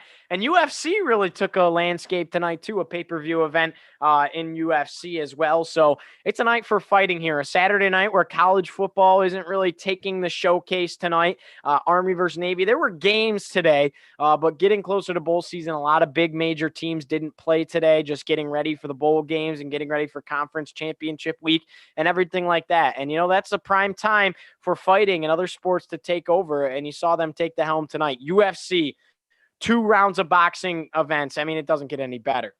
Yeah, I mean, talking about UFC shouting out the MMA world tonight, of course, Charles Oliveira versus Tony Ferguson. That's a great bout in the lightweight division. And of course, you can't forget Brendan Moreno trying to fight for that belt against Davison Figueiredo. But back to boxing, and that's the name of the game tonight. With 2:50 to go here, just starting off this 9th round, both these guys absolutely exhausted, but nonetheless throwing some huge rights on both sides. As a huge left lands for Nakatani, and now Verdejo falling into the corner. They'll break up the clinch, and both these guys going back and forth. I believe I could give that last round to Nakatani as well. So, Nakatani slowly coming back into the scorecards, but with 2 rounds to go, he's really going to have to make something special happen in order to make this fight fall into his favor, because Verdejo early on really stepped on the gas. A big shot there for Nakatani. Verdejo gave one right back as they get back into the clinch, but it got pretty contested there for a moment. And Verdejo seems to be playing with this extra chip on his shoulder. I think he's a little bit upset with some of the back of the head blows from Nakatani in the clinch, and he just seems to have that extra edge. Really competitive. He's not really getting along with his fighter. I don't know how well the respect level's at play right now.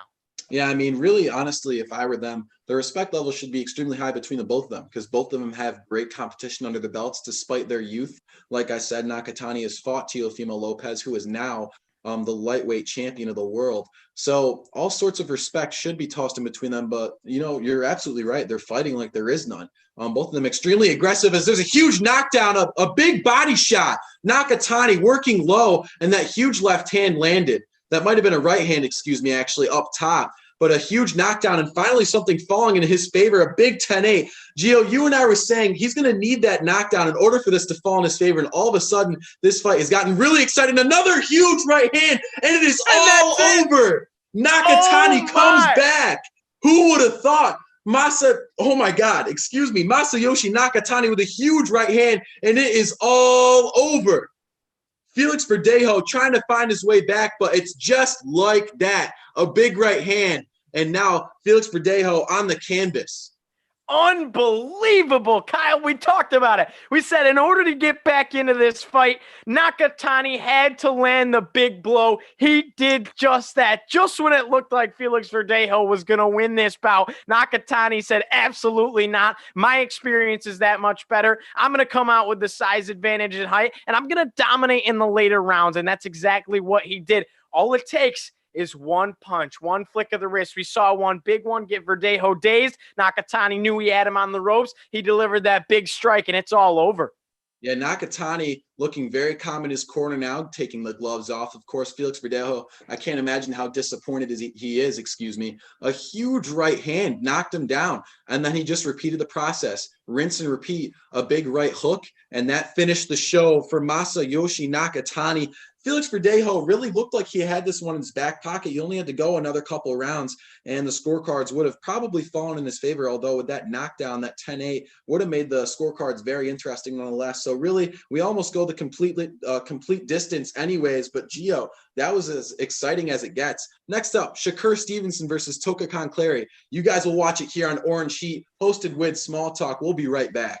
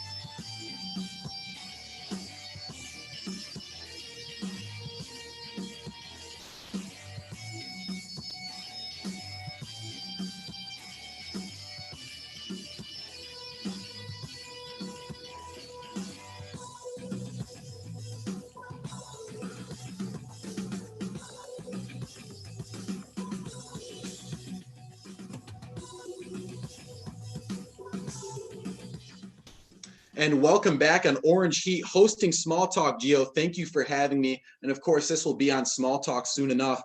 But in case you missed it, we're here for Stevenson versus Clary, which is up next, and stay tuned for that, of course. But with Felix Verdejo versus Masayoshi Nakatani, what a fight, Gio. Something we did not expect. Really, this was supposed to fall in Verdejo's favor. He had the scorecards in his favor the entire fight. He opened up with a knockdown, and then another a set of 10-9s, and then another knockdown in the fourth. A couple of other rounds he controlled the pace in. And then by the eighth round, Nakatani seemed to have turned it around a little bit, right? I mean, he's using that jab better. He's gauging the distance, does it again the next round. We're like, you know what? Maybe Nakatani will find his way in the scorecards to maybe make it fall in his favor. And just as we're lulled to sleep thinking that Nakatani will win it via decision or Verdejo will bring it to decision, Nakatani uses a huge straight right and knocks him down. And all of a sudden, he rinses and repeats, Gio. A huge right hook, and Nakatani has it fall in his favor. A 9th round knockout, a massive win for Nakatani, who in his previous fight lost to Teofimo Lopez. So now he moves on to 19-1. Felix Verdejo, his second loss ever at 27-2. Both guys, nonetheless, highly ranked in their division, and certainly a huge fight for Masayoshi Nakatani. Gio, what did you see there?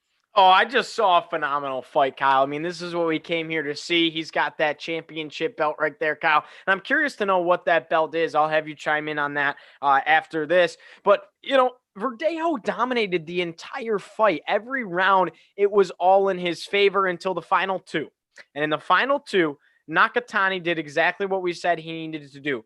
Up the tempo, play aggressive. At that point, he had absolutely nothing to lose. Wins this one by TKO. A huge body shot late in the 9th round there, and then it got Verdejo very dazed. Following that, he just rinses and repeats, just like you mentioned, hits him with a huge jab, and it was lights out for Verdejo. Not a true KO, a technical knockout, but it does just the same as Verdejo hit the deck just like that, and everyone knew it was all over. Ref goes safe at the base, lets the hands fly, and that one, it's all over. Oh yeah, I mean that's really kind of the chaos of the sport right there. As we see some replays behind Masayoshi Nakatani, likely holding his IBPF belt, which is a smaller federation. If not, it's probably just an international title. There's all sorts of different championships in boxing. Of course, only the world titles are really respected at a high level. But Masayoshi Nakatani, glad to have that belt around his shoulder nonetheless. I mean, what a fight. Who would have expected Nakatani to come back like that? But the grit of these young Japanese fighters is undeniable. It reminds me of the grit of probably a counterpart, maybe even a friend of his, Naoya Inoue. Naoya Inoue in the 118-pound division, so much lighter than his friend here. But he's a guy who really, one, is very high in the pound-for-pound rankings, which you don't see often for such a light guy. But two, matching Nakatani's grit, a guy who just does not give up. So it's great to see the Japanese fighters are making a name for himself. That's his 4th win by KO in his last 5 fights. Of course, the only loss he has in his past 5 fights was the one previous to this fight here against Verdejo, against Teofimo Lopez, who is now currently the lightweight champ. So really putting the lightweight division on notice here, Gio. And speaking of lightweight fighters, Shakur Stevenson versus Nakatani Clary up next, another 10-round bout. Of course, they move into the main event due to a cancellation between Miguel Berkelt versus Oscar Valdez, which is a junior lightweight title fight. Of course, unfortunately, that had to get canceled. And previously, we were really looking forward to Elvis Rodriguez versus Larry Friars, but that had to get canceled. Elvis Rodriguez positive for COVID-19. That's very unfortunate to him. But back to the main event. After that huge win for Nakatani, we move on to more action. Shakur Stevenson, 14-0, 8 KOs, so a decent KO percentage. And he is on BoxRec.com ranked as the 6th best junior lightweight in the world against a great guy in Nakatani Clary, more experience, and also 2 guys who are southpaw. So these are the first southpaws that we're watching tonight, Gio. Shakur Stevenson, very quick. He's really good at popping that left hand. He's not afraid to wing that right hook, that lead right hook. And we're really looking forward to that fight. Gio, what do you think the dynamic will look like between these 2 fighters?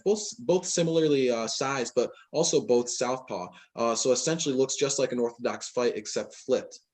Yeah, and I think the biggest difference maker tonight could be the experience. 14 total bouts. Nonetheless, it's 14-0 for Shakur Stevenson. 8 total knockouts. He's never lost a fight. He's never been knocked out. Simple. 14 bouts, 71 rounds for him, a 57.14 knockout percentage. But then you look at the other side, Nakatani Clary. 28 total wins, 2 losses. He's been knocked out once, 19 knockouts in his career, 31 fights for 139 rounds, knockout percentage of 61.5 right there as well for Toko Conclair. And I think the experience could give Toko Conclair a slight advantage here because he's fought 139 rounds professionally. On the other side, only 71. That almost doubles it. And I think that could be a difference maker, Kyle.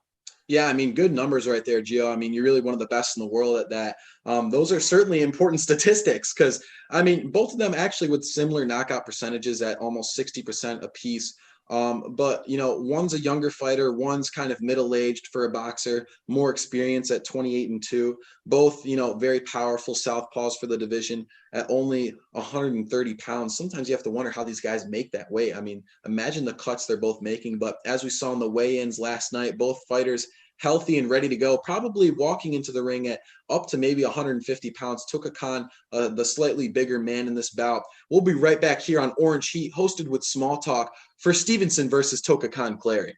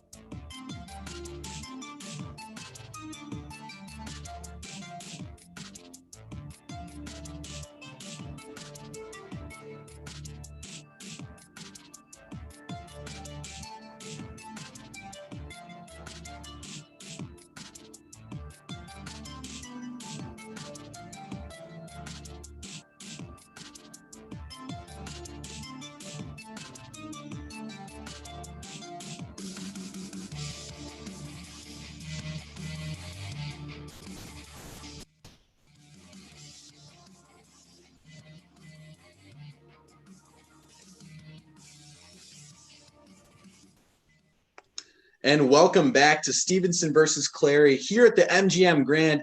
I'm Kyle Marchak, and with me is Giovanni Heater. Gio, thank you for hosting this event for me and my SmallTalk crew. Again, this has been a really gracious act by you. Of course, due to technical difficulties, we'll be on Orange Heat, and you've had many live streams before, so I'm sure your viewers are used to seeing your face on here. Whether it is basketball, football, and now boxing, I think you've done a great job thus far. It's not an easy sport to call, and especially when we had the chaos that we just witnessed. Gio, remind us what just happened in this previous fight.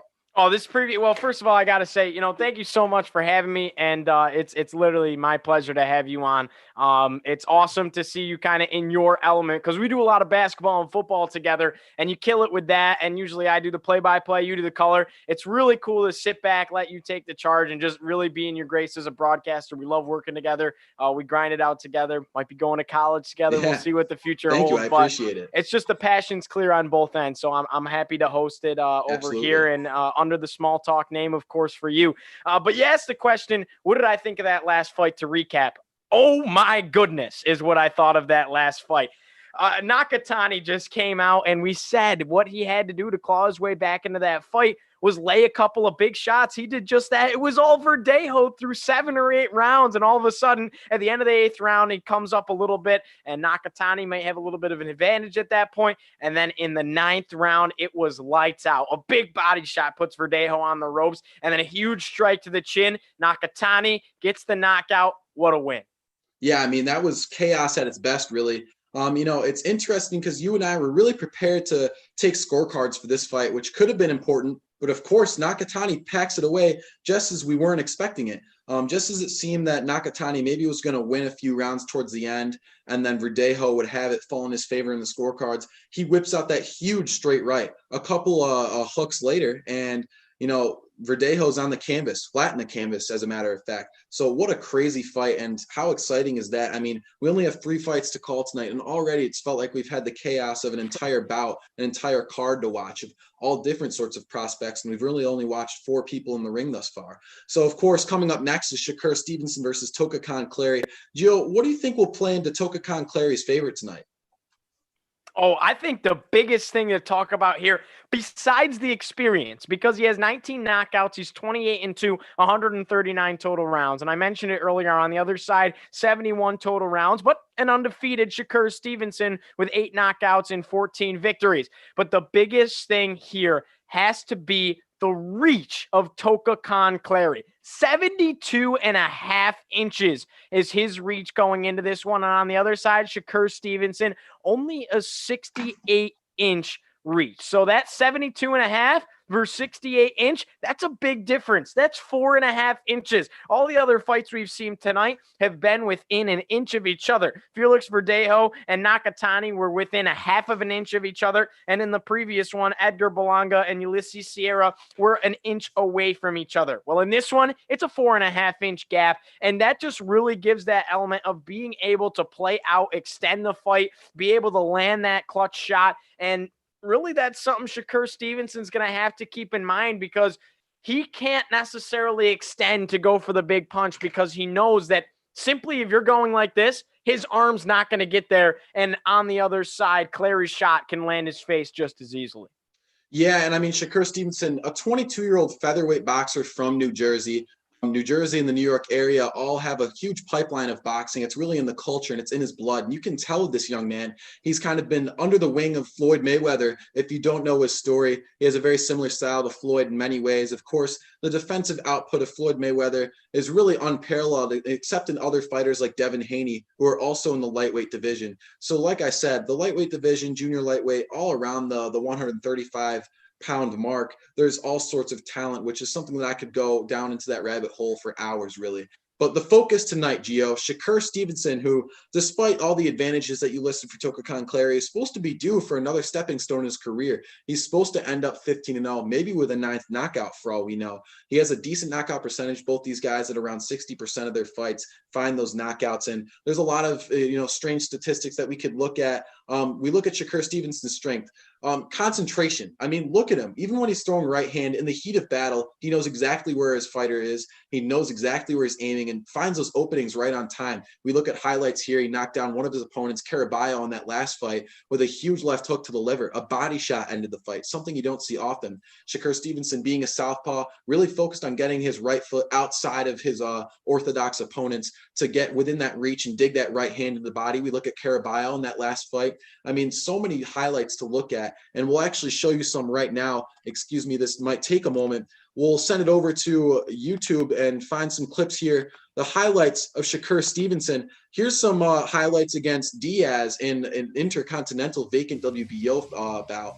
So Shakur Stevenson, look at him. He really digs that left hand, and he's not afraid to throw that lead right, of course. And, with that foot kind of getting in the way of orthodox fighters, he gets on the outside of his opponent. Notice that right foot gets on the outside of his orthodox opponents. Of course, this bout being also a double southpaw bout, so it might as well be double orthodox like we've seen earlier.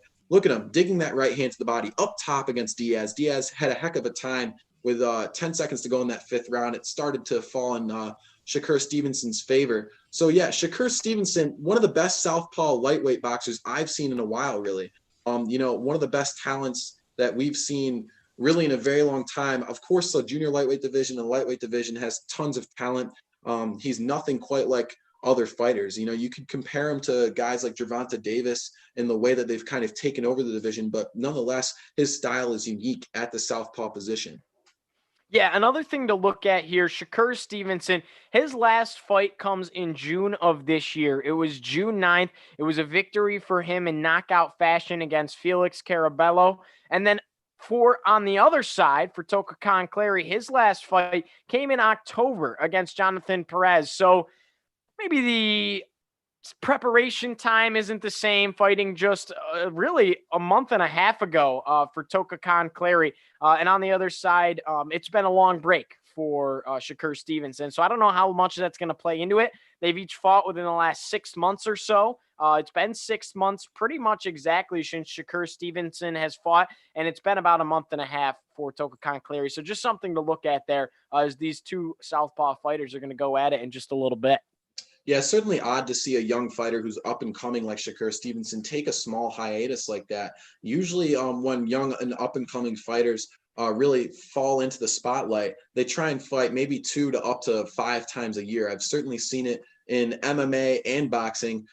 Fighters will find massive success and fight as often as possible. I've seen it in the UFC. Just to compare, recently Hamza Chimaev, coming into the middleweight and welterweight division, fought 3 times in a matter of 4 months. And you would expect the same type of output for Shakur Stevenson when he falls in the spotlight. Yet now, at the height of his career, it's been almost 5 months since his last fight. So how will that lack of experience in the past few months play into Tokakan's Clary's favor? Both southpaw guys, not too much numbers to look at that'll fall in either guy's favor, except for the reach advantage, of course, for Clary. So we'll be right back here for Stevenson versus Clary. Stevenson finding another stepping stone in his career, but Clary isn't going to give it up easy. Don't go anywhere.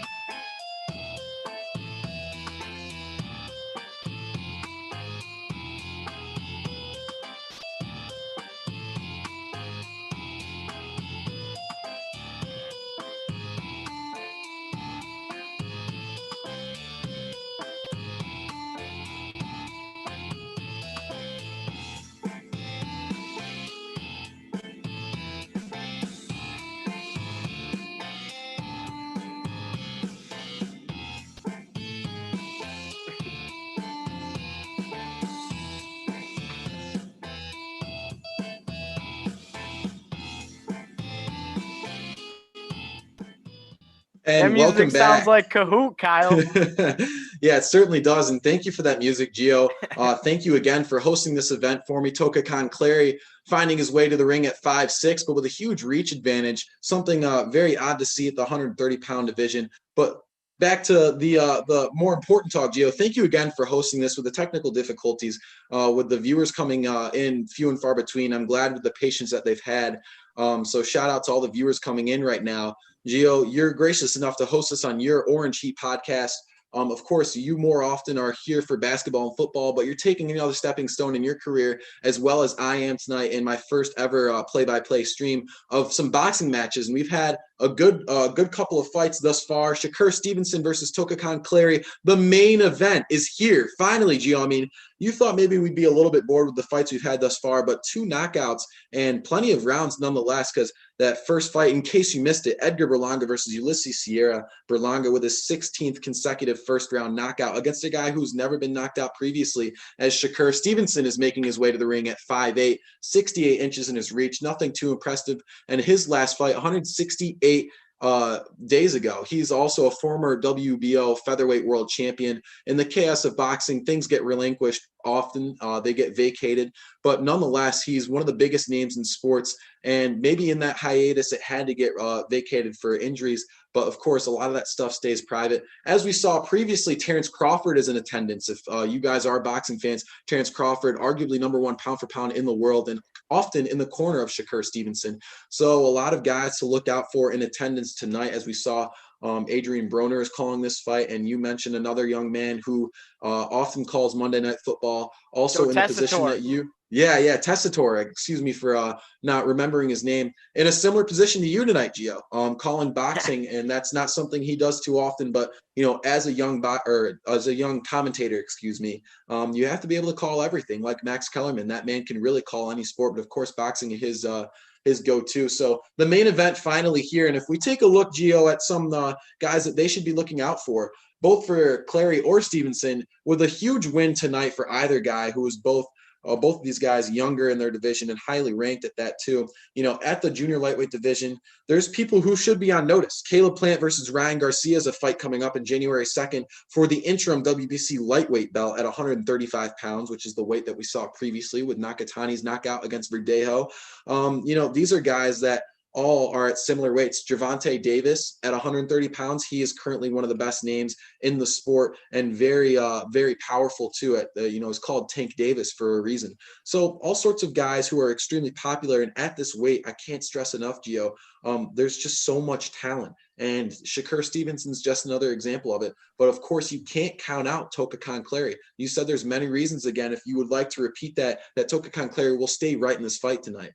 Well, I just got to go back to, you mentioned Jacob Plant, and I got to know him a lot when we were preparing for this fight, actually, just doing my research, digging deep, watching his tape to prepare and just doing some practice rep. That guy is legit. And if one of these guys can compete on that level, they have a successful future ahead of them. And I think the advantage just kind of has to go to Clary in the simple fact that the 72.5-inch reach compared to a 68-inch reach on the other side is a very big difference. 4.5 inches is absolutely huge. That's really could be a difference maker tonight. And then the experience as well. 28 wins, 2 losses, 19 knockouts for Tokakan Clary. He has a little bit of a higher knockout percentage as well on the other side. Only 14 total fights for Stevenson with 14 wins, that is, and 8 knockouts total. Both southpaw style, both in a really competitive weight class. It's going to be a good one here tonight at MGM Grand live in Las Vegas, Nevada, baby. Hey, you set it up best, Gio. I mean, the MGM Grand has kind of been Bubbleville for boxing, and here we are in the biggest venue in boxing, and Stevenson looking ready. But, you know, it's going to be interesting to see if Tokakan Clary really does have the advantage. Of course, the odds in Stevenson's favor. So you and I kind of in opposite corners here, but nonetheless, we'll be keeping track of the scorecards tonight if we have it. Here we go. Stevenson, the main event against another rising star in Tokakan Clary. Stevenson, previously the WBO featherweight titleist. things get relinquished, and in the chaos of boxing, many things change. It's been 168 days since he's fought, and we're going to see kind of a slower pace to start off this fight from both these guys. Clary looking a little bit tentative, though, trying to flick out that jab, engaging the distance. Both southpaws, so this is the first southpaw, double southpaw fight that we're calling, and the last one, of course, this is the main event. Unfortunately, no fights following this. Clary flicking out that jab.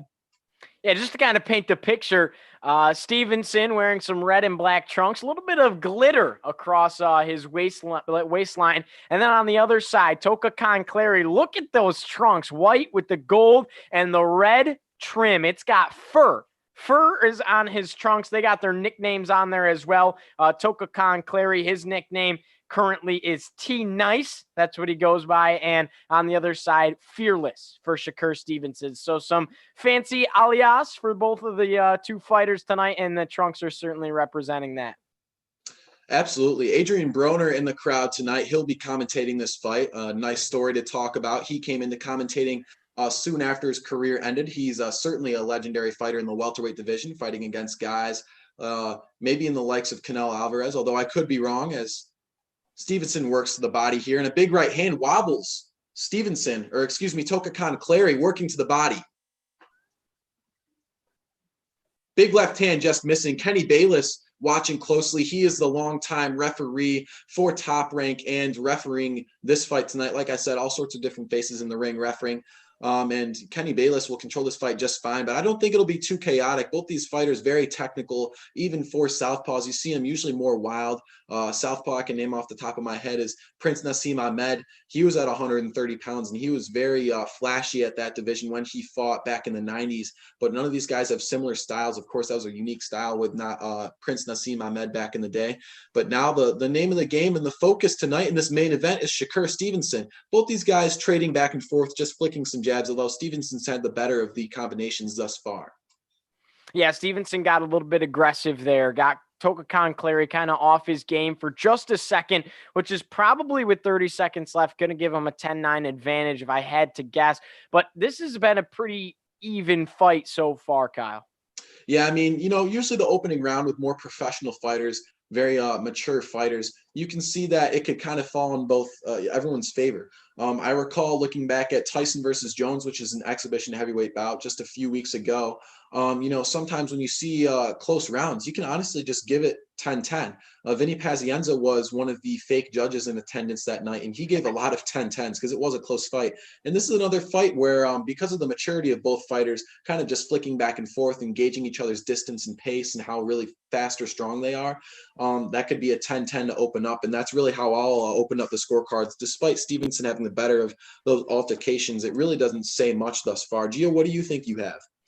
I'm going to have to agree with you. Like I said, it got a little bit in favor of Stevenson for a second, but I don't think there's enough to really give it any other way. I think it's a 10-10 split. These guys have given jabs to each other. Stevenson landed one late on Clary that not dazed him, but you could just, if you're looking closely, you could see Clary's facial reaction a little bit, kind of like he just took it right on the kisser. He knew that was one that could cost him in the scoring as well. But again, I'm going to have to agree with you. I think I give it a 10-10 tie. Yeah, I mean, that's certainly a close start. Both these guys tentative enough to just kind of flick the jabs, engage the distance. We're looking at a shot of Masayoshi Nakatani. In case you missed it, he had a huge comeback knockout. But back to the big fight, the main event. Here in round two, Stevenson versus Clary. Both these guys trading jabs back and forth. Khan getting backed up into the ropes as we speak, as Stevenson trying to plot forward with that L guard, looking a lot similar to Floyd Mayweather in his defensive style. Not afraid to use that shoulder roll, that lead shoulder, in order to parry some jabs that are flicking forward. But right now, Clary getting backed up into the corner of Stevenson, flicking that jab, just missing that right hand too. Nakatani actually being sent to the hospital right now. So you just have to hope that everything's all well there. They just showed him getting into an ambulance heading to the Las Vegas hospital. And in case you missed that first round of this current bout, Stevenson versus Clary, it certainly could fall in Stevenson's favor, although it was very close. because Stevenson really landed the only significant strike with a huge jab that actually wobbled Clary back into the ropes. It seems that Stevenson has better power. It's just something you can't teach, is power. You can train as much as you want and get as big as you want, but power is just something that you naturally possess. And Stevenson's one of those guys that really just seems to have it. Not huge knockout numbers.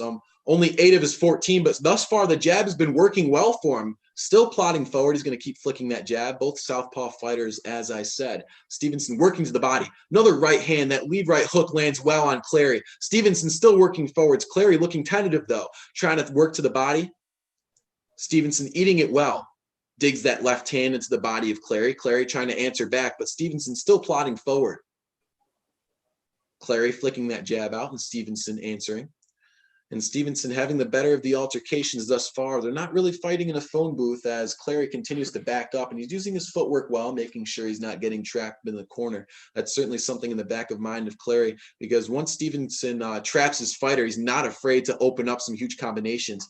As he tries to trap him in the corner here, Kenny Bayless watching closely. He is refereeing the fight tonight, a longtime referee. Big left hand just missing, trying to split the guard with a straight left for Stevenson. Clary has been backing up the entire fight and really not a guy who can fight while going backwards as Clary pushes him into the corner. Bayless will break up that clinch. Stevenson plodding forward, not afraid to get right in front of him.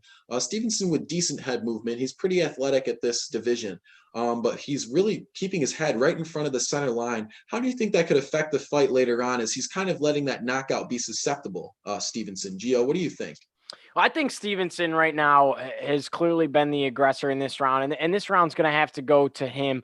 And I think Clary is not in a bad position, but he's just not quick enough to really get out of the way of some of the strikes from Stevenson, and that kind of is showing, and that might be an age factor.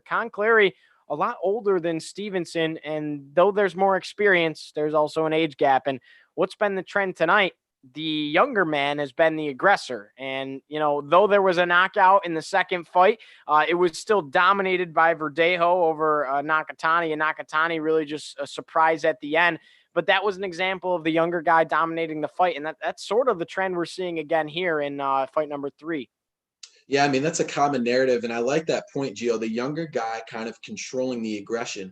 And yet again, Stevenson, the younger fighter, against Clary, who has 30 fights under his professional career, has really been controlling the pace, Stevenson.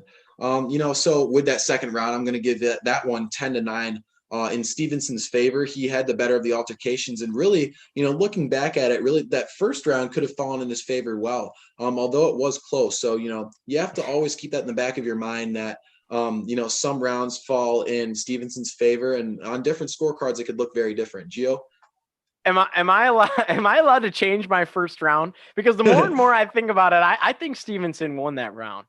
Yeah, absolutely. I mean, the opinions change throughout the fight. And honestly, that's something that the judges have to fight with mentally too, is really who they think is winning the fight overall and how that affects their scorecards round for round. So, it's not wrong to change your scorecards. I've seen it before. Fair enough. So I got Stevenson 10-9 in both of them. Yeah, and that's, I might make that change as well, Gio. I'm not going to lie, because that straight left lands a lot better the more you look at it on that replay. But of course, the judges there don't have live replays. It could be 10-10 in both rounds for all we know. You always have to keep that in the back of your mind, that scoring decisions are very controversial nowadays as the scoring system is very odd. But as we come back to this third round with 2 minutes to go, Stevenson working up top and down low. He's changing all the angles. And Clary looking a little bit tired already. You have to think him being a little bit taller than Stevenson, how that weight cut went for him. Getting down to 130 pounds is never easy, and I don't care how tall you are. That has to be a difficult weight cut. As he throws Clary to the ground, Kenny Bayless waving off the knockdown. He's calling it a trip. Clary still here, completely adamant on trying to be the aggressor, but still gets backed up the entire fight. Stevenson, usually a guy who can fight going backwards, but in this fight has continued to go forwards. He's been the aggressor. Like you said, Gio, the younger fighter has been the aggressor, and that's the narrative tonight. We're only calling 3 fights, but we've seen those common themes already. And working that left hand that right hand, to the body is Stevenson. Clary looking tentative, though, trying to back up, trying to work to the body, but he can't seem to find the space. One thing I noticed about Stevenson, excuse me, Gio. No, you're good, buddy. I apologize. One thing I noticed about Stevenson thus far is he's so good at just knowing the distance. You see him with that L guard, similar to Floyd Mayweather. He stays just without the distance so that Clary can't flick that jab at him. Both of them have similar reaches, but Clary should be able to reach that jab because he has a much larger reach advantage, as you said, Gio. Gio, what do you think? Well, I was just saying that Clary, he's getting close in this round to landing a couple of big ones, and Stevenson's just getting that much farther away from it. But in a situation like this, why not be the aggressor and plot forward if you're Con Clary? You have a 4.5-inch reach advantage over Stevenson. My question is, why isn't he utilizing that right now? That's really the difference maker. He has that advantage. He hasn't plotted forward and put it into effect. Yeah, absolutely correct, Gio. I mean, the reach advantage has to be utilized correctly. If you're a taller fighter, you have to be able to use that jab to flick out the distance, engage it. And then with that, you can use the jab to get within range to fire off that right hand if you're orthodox, or left hand if you're southpaw, just as these two fighters are. Stevenson's still plotting forward that L guard that we see commonly in Floyd Mayweather. Of course, he had just retired with a perfect 50-0. So that's the end of the third round, Gio. I would give another 10-9 in his favor. In Stevenson's favor. In case you missed it, you opened up that first round. Both of the fighters tentative, still feeling out, engaging the distance. It was certainly close. One big right hand landed in Stevenson's favor, and for that, you and I both kind of changed our scorecards and decided Stevenson really earned that first round. It's small things like that can kind of gauge the scorecards of a fight. So with 7 rounds to go, what do you think Tokakon Clary should be thinking about, and what his corner is telling him in order to change the pace of the fight? Well, I think it's the same things that were being said in the Verdejo and Nakatani fight, right? He's not really dug himself in a hole yet. Matter of fact, I'm going to have to beg to differ with you on the scoring of that third round. I think that was the closest round thus far, even despite the first round, because there was that big hand that was able to connect on the face of Clary, right on the chin. So I'm actually going to go ahead and say that this is a 10-10 round. I think that really that was the first time that you saw Tokakon Clary not necessarily even land hits, but just even up the tide a little bit. And he got a couple of body shots as well once they got into some tie-ups. So that's 10-10 for me, but I think they're saying all the same things. You're one punch away. You're one punch away. And that's as simple as it is. Yeah, and one interesting statistic that I was looking at is that how many punches land per round. For Stevenson, he lands up to 16, where Tokakon Clary lands as little as 14 per round. So a small difference there, but how will that play out in this fight? Of course, whoever lands the more punches throughout the rounds should be able to win the fight. But you never know. Like I said, I've seen controversial decisions before. If I reminisce back to Jeff Horn's fight against Manny Pacquiao, who was 38 at the time, he won a controversial split decision, although he got outstruck by double. Manny Pacquiao, a high-rate fighter at welterweight, threw almost 300 punches and landed almost all of them, but somehow lost the fight. So you really never know. Maybe significant strikes will come into play here, although Stevenson seems to be picking apart his opponent, Tokakon Clary, so far in this first round. But, Gio, you're absolutely right. That last round was a lot closer than we thought. So Clary has to be keeping that in the back of his mind. Defensively, he's doing strong. It's a matter of the offensive output now. Yeah, I'll say it time and time again. Now, after seeing that last fight, and I'm kind of new to the boxing game, but after seeing Nakatani take down Verdejo, I'll always say it now from here on out. You're one punch away. Absolutely. And Tokakon Clary certainly possesses that type of power. Anyone at their skill level really does.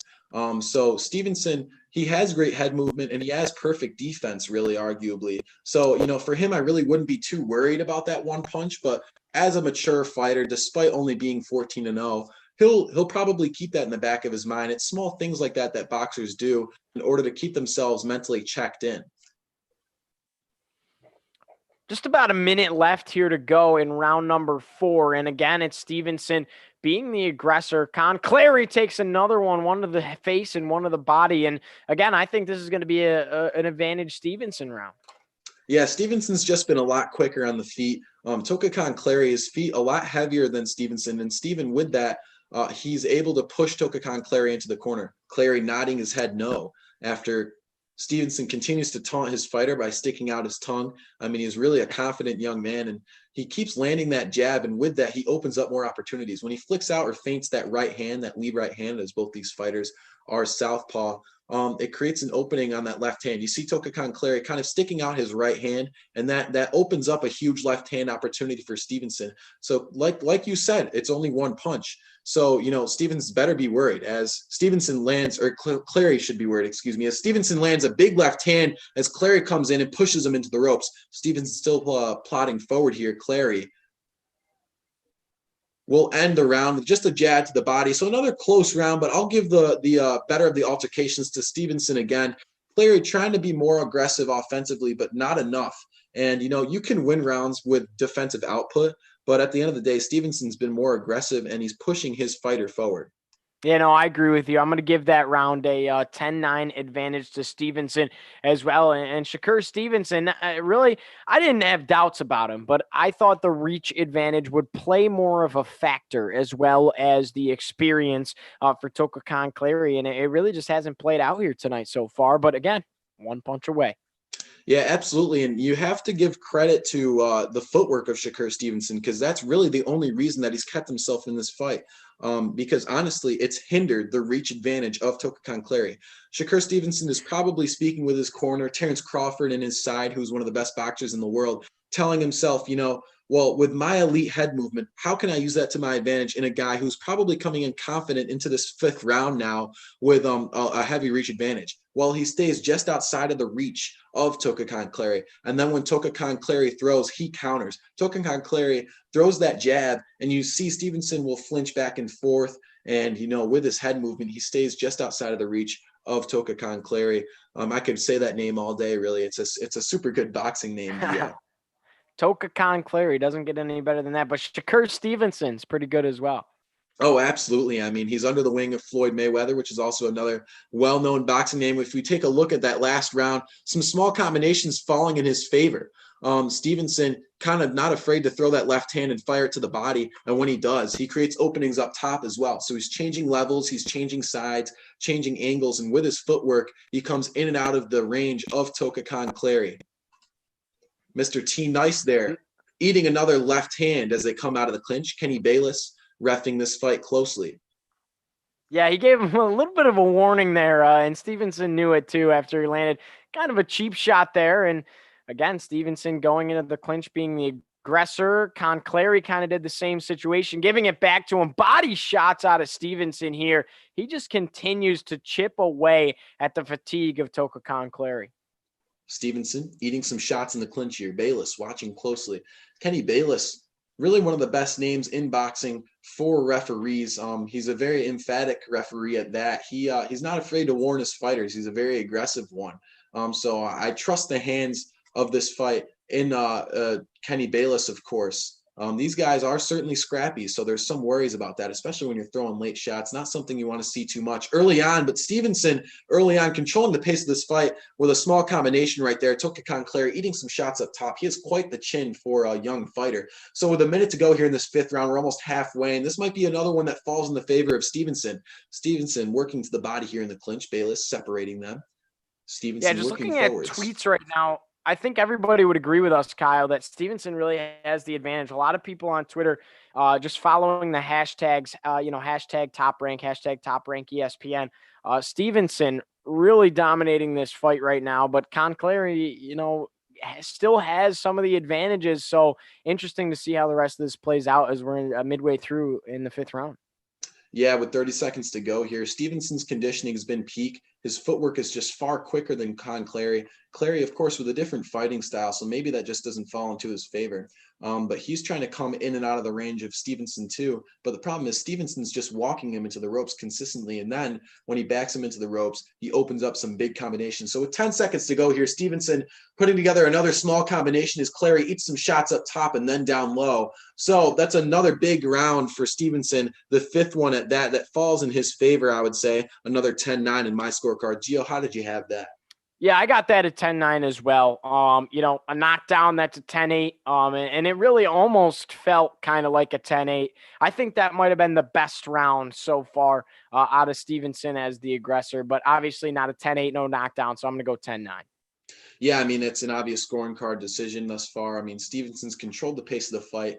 I've seen success in fighters who can fight well going backwards, but Tokakon Clary isn't one of those guys. I mean, you have to be extremely athletic and you have to have really good footwork in order to be able to fight going backwards. And it just doesn't seem that Tokakan Clary has that.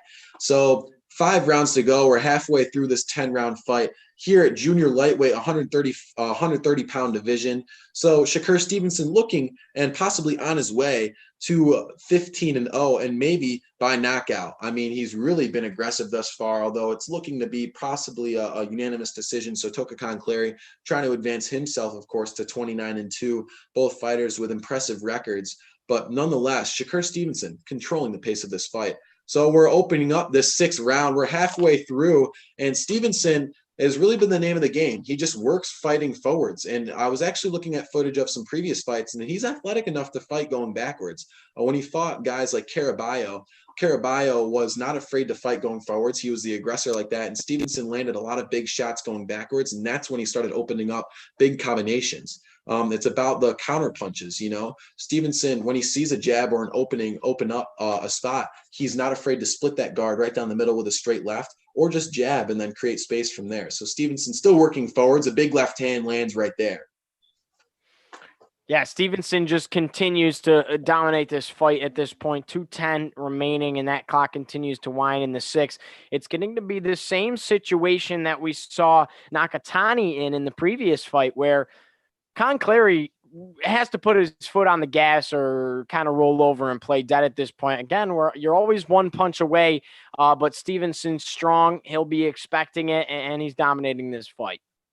Yeah, and Shakur Stevenson, the 6th best junior lightweight in the world. And really it's on display tonight as he works to the body and then up top. He creates all the openings that he needs, and a similar style to Floyd Mayweather, really. You know, against Caraballo in Stevenson's previous fight, he had more of an aggressive playing style, and he really wasn't defensively minded. But tonight we see that, you know, of course, him being the offensive aggressor, he's going to be offensively minded anyways. But his defense is really on display tonight because he slipped a lot of big punches that Tokakan Clary has tried to string together with his impressive head movement. Tokakan Clary also very athletic, but he just can't seem to replicate the head movement or distance gauging that Stevenson has had on display thus far. Yeah, just about a minute left to go here in the 6th round, and another body shot there. Now, Clary able to land ahead, but Stevenson gives it right back to him. Yeah, this one might fall in Stevenson's favor again, but like you said, it could be one punch. So with 45 seconds to go here, Clary working into the clinch.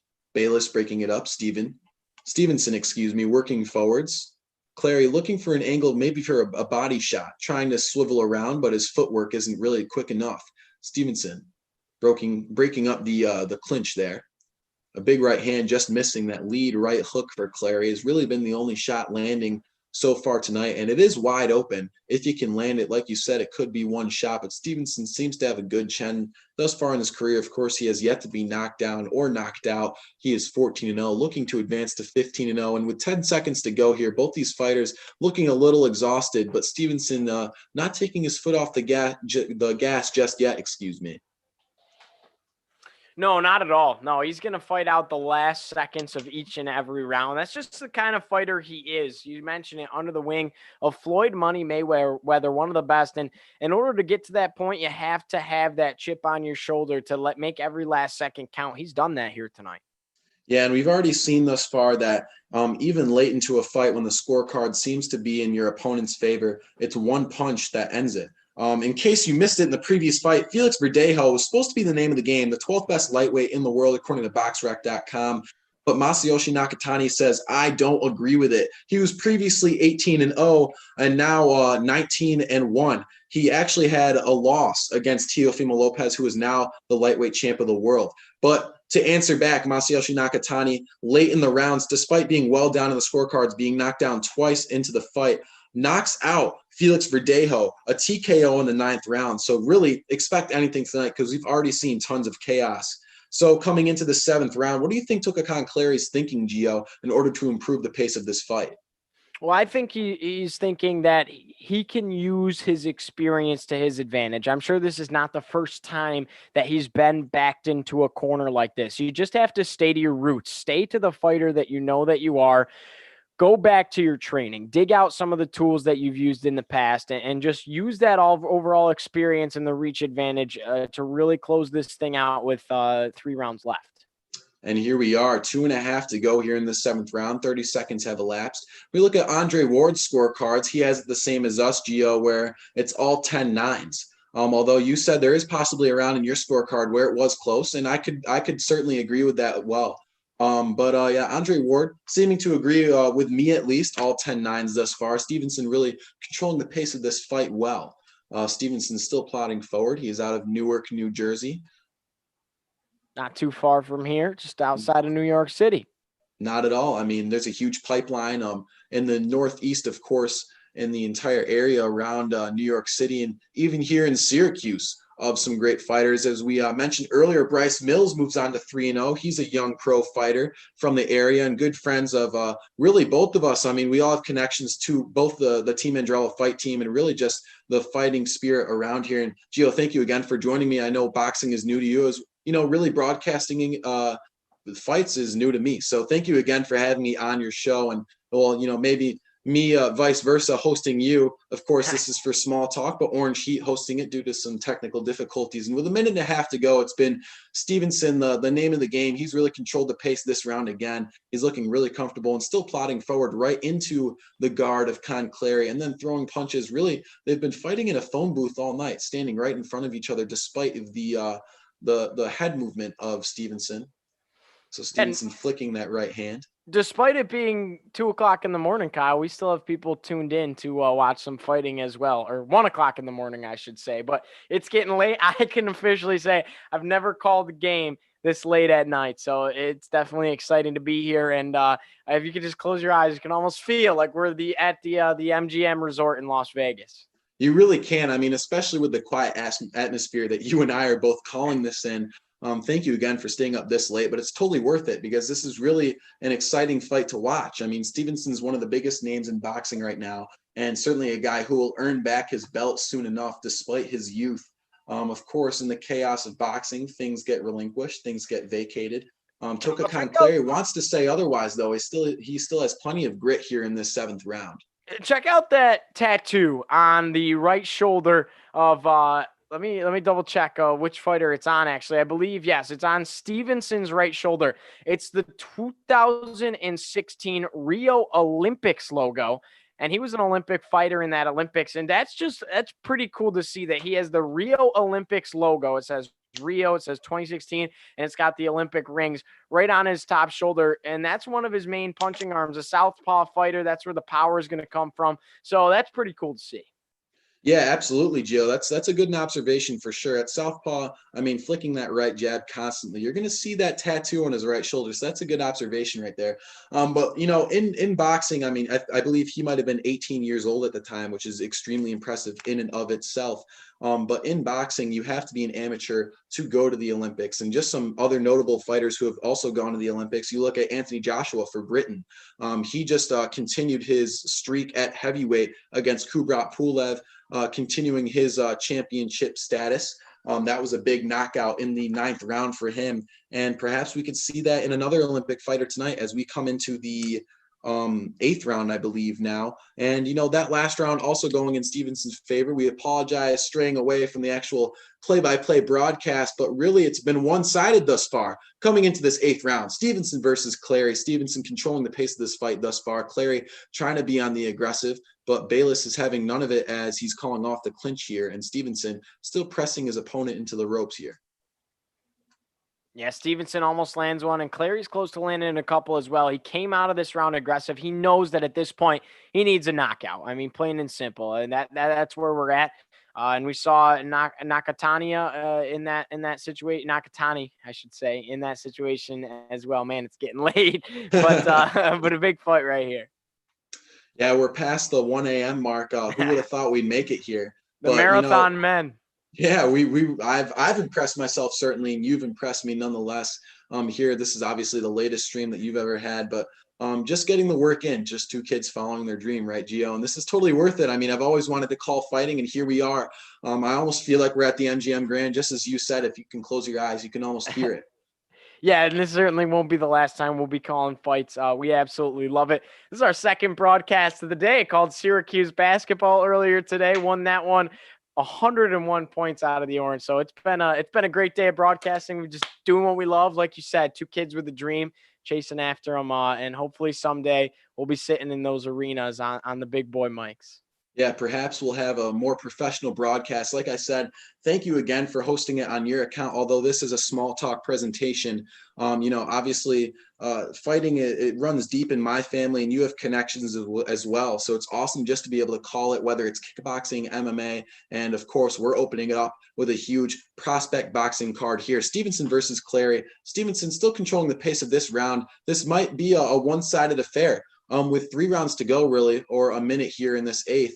Stevenson's head movement has been on display, and Clary's offense has been hindered the entire fight. Yeah, Stevenson, again, just remains the aggressor. They keep clinching up a little bit. I think this has been the fight that's had more clinch ups than the previous two, if I just had to guess going visually. But then they come out of it explosive. They always try to land shots in the clinch, and that's kind of really been a part of the fight as well.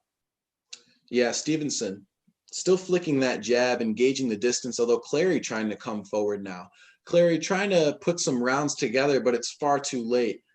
Few and far between significant strikes have landed in Clary's favor. It seems that despite the reach advantage of Tokakan Clary, which is a narrative that you were really looking forward to, nothing has really found success for him. He had all the numbers in his favor, but yet again, Stevenson's skill is just on display tonight. His defensive output is awesome.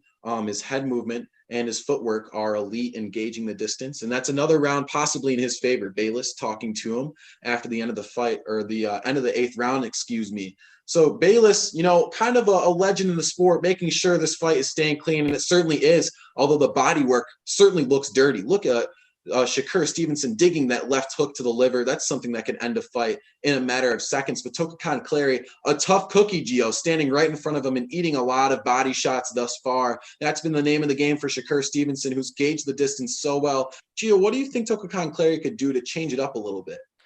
I mean, at this point, you just have to, he's doing the right things, right? Because he's extending, he's the one plotting forward. He's the one trying to be aggressive now, just trying to put something together late. Again, to do something different, you just have to be aggressive. You have to take the wind out of the sails of Shakur Stevenson, but he's got that youthful energy. That's something really hard to do.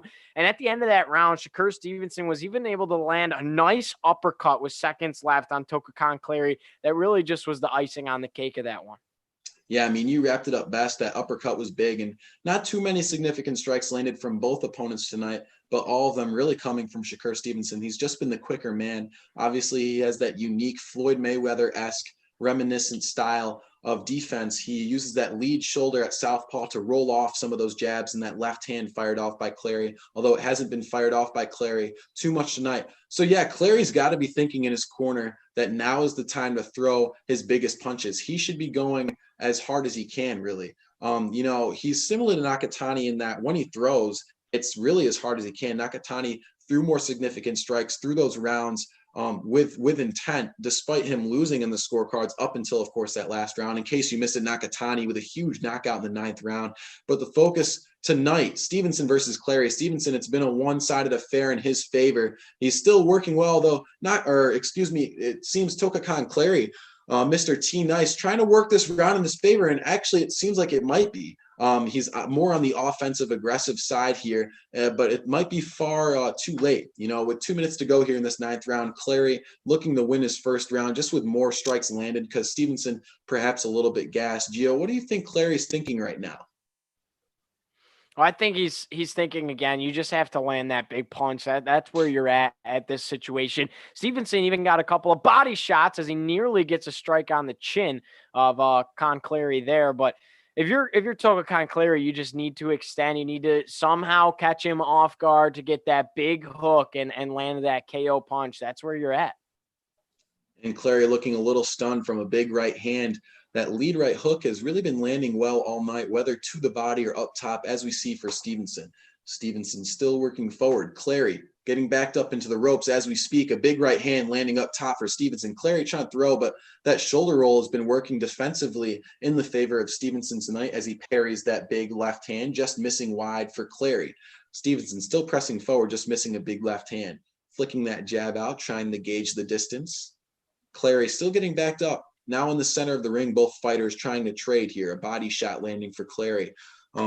It seems that maybe the altercations are starting to fall more in Stevenson's favor, although earlier in this round, we saw that Clary landed some big combinations, but a big one too landing up top for Stevenson. Clary eating some big shots there and now flicking the jab in response, but Stevenson is having none of it, staying just outside of the distance and then throwing to the body. The body work has been the name of the game for Stevenson thus far, still working towards his opponent, just missing that left hook to the liver. That's a shot that could certainly end the fight, and Stevenson has shown that he could do that before against Caraballo with a big left hook that ended shots. It. And then that right hook, like you said, right to the body on the left side of the ribs there, landing hard. I mean, I know personally that the body shots are not fun to take. That's something that takes the breath away. And another 10-9 in the favor of Stevenson. What did you see there, Gio? Well, I saw a situation where Tokakan Clary started to maybe get some kind of edge, like you mentioned. And then Shakur Stevenson really took that wind out of the sails and took it away. He knew that the experience is on the other side. He can't let Clary get any kind of momentum because that's a situation where you're just one punch away. He responded really well, remained resilient. And thinking about the scoring of that round, you made a good point. Clary could have a chance to maybe win his first round. But I still have to remain on the side of Shakur Stevenson and give him that round because he landed some huge body shots throughout. Yeah, I'm going to have to give that one to Stevenson as well, but that was certainly a closer round. And you have to think in the back of your mind, with the way scoring decisions fall nowadays, there could be a couple rounds for all we know that were either draws or maybe someone decided they saw it in Tokakan Clary's favor. But right now it seems like we should be on our way to a unanimous decision. But last time we thought that, Gio, Nakatani had a huge disagreement with that. So you never know. And like you said, it could be one shot. So Tokakan Clary has seemed to have poor conditioning thus far tonight. Of course, that may not matter if it's just one shot. But Shakur Stevenson's conditioning has been on display all night. He really has not slowed down, although early in that past round, in the 9th round, he seemed a little bit slower and more on the defensive. But something that he doesn't have to worry about is he throws a big right uppercut. Clary just dodging it. Now's the time. Now's the time of your Tokakan Clary. If you're going to come back and win this fight, now is when it has to happen. 10th round, 2.5 minutes to go. You have to land that big punch. Yeah, I mean, certainly Clary's down in the scorecards, even if he's had a couple rounds that fell in his favor, although it does not seem likely. So now's the time to throw that big punch. You have to wonder why Clary really hasn't come out swinging just yet. A minute into the last round, and he hasn't tried to string together any huge combinations. He needs to start flicking that jab, getting within distance of Stevenson, bobbing and weaving, and finding a way to get around that lead jab of Stevenson, because Stevenson's been working well to the body. Now's the time to learn just how to eat those body shots, and with that, create openings up top against Stevenson, who's been throwing far and often. Yeah, I'd make the argument this isn't even the best fight tonight. I think that Felix Verdejo versus Nakatani was the best fight we saw tonight.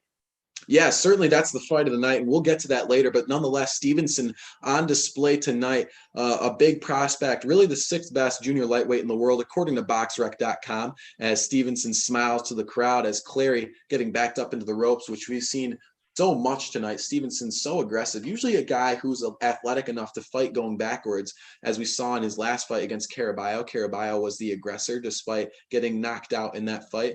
So Stevenson looking a little bit different tonight. I mean, he's really putting on a little Houdini act. I mean, going backwards, forwards. I mean, he's so athletic in this division, one of the most athletic junior lightweights I've seen in a while, as he's flicking a punch in the clinch there. Kenny Bayless is having none of it, excuse me. Ooh, and then winging a big right hand, but Tokakan Clary dodging it. So both of them smiling at each other with 40 seconds as Clary seems to know his fate now, but still flicking out that punch. Stevenson plodding forward. This could go to decision with 30 seconds to go. He's digging hard to the body. Yeah.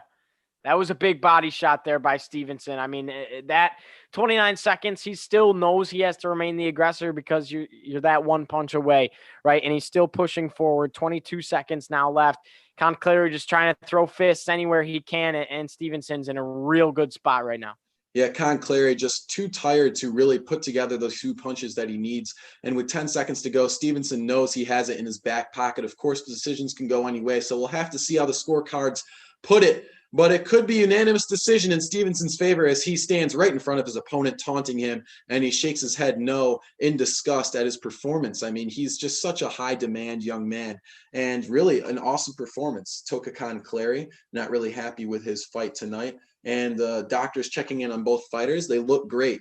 So Tokakan Clary leaves a little bit beat up, and if you look at Shakur Stevenson, a zoom in on his face right now on ESPN, I mean, he looks spotless, Gio. What do you think Stevenson did tonight that really made it a special performance for him? Well, he fought confidently, and it's on display. Even a little bit cocky could be how you could say that. But the best are confident, and the best are a little bit cocky, right? You have to bring that attitude into the ring that you know you're the best fighter in that ring tonight. You're the best fighter in that arena tonight. You're on the main event because you're the best on that card. Plain and simple. Stevenson did exactly that. He wasn't afraid of anything. He wasn't afraid of the experience. He wasn't afraid of the reach difference. He knew that he could just play his style of boxing. He could play his game, and he chipped away with those body shots. He chipped away with those jabs, and he dominated this fight tonight, and it really came down to his confidence as a fighter. Shakur Stevenson versus Tokakan Clary, the main event tonight. And you're absolutely right, Gio. You should have a chip on your shoulder. I mean, he has Stitch in his corner, a legendary name in the sport. Kenny Bayless refereeing his fight. It doesn't get any prettier than this. And speaking of, pretty, under the wing of Pretty Boy himself, Floyd Mayweather, and the money team. And, of course, Terrence Crawford supporting him in his corner as well. So a 29% land percentage in significant strikes thrown, both of them throwing around 500 something significant strikes, and a lot more landing at 151 in the favor of Stevenson. So Shakur Stevenson, the main event tonight, filling in for Miguel Berchelt versus Oscar Valdez, which unfortunately was canceled. And what a filling in it has done. Really, we were supposed to have 5 fights in this main card, and we fall to only 3. And to wrap it up, possibly unanimous decision in Shakur Stevenson's favor. What a performance tonight. If we look back at it, bobbing in and out of distance of Tokakan Clary, and really, honestly, just working to the body. And that's been the name of the game tonight. Just awaiting the official decision here. It certainly seems to know we know the fate of both fighters. What a performance tonight. What a main event. It's been an exciting night of boxing, and Top Rank definitely gave me a great first taste. And as we see it, unanimous decision in Shakur Stevenson's favor. He improves to 15-0 with 8 knockouts on his record. Of course, this not by knockout, by unanimous decision, but what a performance from this young man. Under the wing of Floyd Mayweather, he's certainly bound for future success. But really, the fight of the night tonight between you and I, Gio, is Felix Verdejo versus Masayoshi Nakatani. We look back at it. Verdejo opens up with a 10-8 in the first round, a huge knockdown, then repeats his fate in the 4th. But Nakatani really says he disagrees with what the scorecards are going to say because he finishes it up in the 9th round. That talk about late fireworks, Gio. I mean, you and I were certainly excited for that. Thank you again, Gio, for being on this. Any closing remarks on our fight of the night, Nakatani versus Verdejo? Oh, it was the fight of the night. No doubt about it. I think that'll go down as one of the most exciting fights I'll ever see because you just don't see that every day where somebody dominates the fight through and through. And then all of a sudden, in the 9th round, the explosion of fireworks goes off. You couldn't have said it better. And really, Nakatani just came out with an explosion of aggression, landed a couple of big punches. The fight ends up going his way in a TKO. Absolutely. Some big names on display tonight, and all people putting their divisions on notice. Edgar Berlanga putting the super middleweight division, in case you missed it, on notice in our first fight on the main card tonight, starting at 10:30. Edgar Berlanga improving his record to 16-0 with 16 consecutive first-round knockouts. What a start to his professional career. Of course, Verdejo unfortunately getting knocked out in the 9th round against a tough and rough and lean Masayoshi Nakatani. And then Shakur Stevenson versus Tokakan Clary, the main card. Stevenson with a unanimous decision improves to 15-0. Gio, thank you for being on this, hosting this event. Of course, it'll be on SmallTalk soon enough. This was SmallTalk presenting it. Kyle Marchak with Giovanni here on Orange Heat. Thank you guys again for tuning in. It is 1:19 in the morning, and Stevenson walks away with a unanimous decision.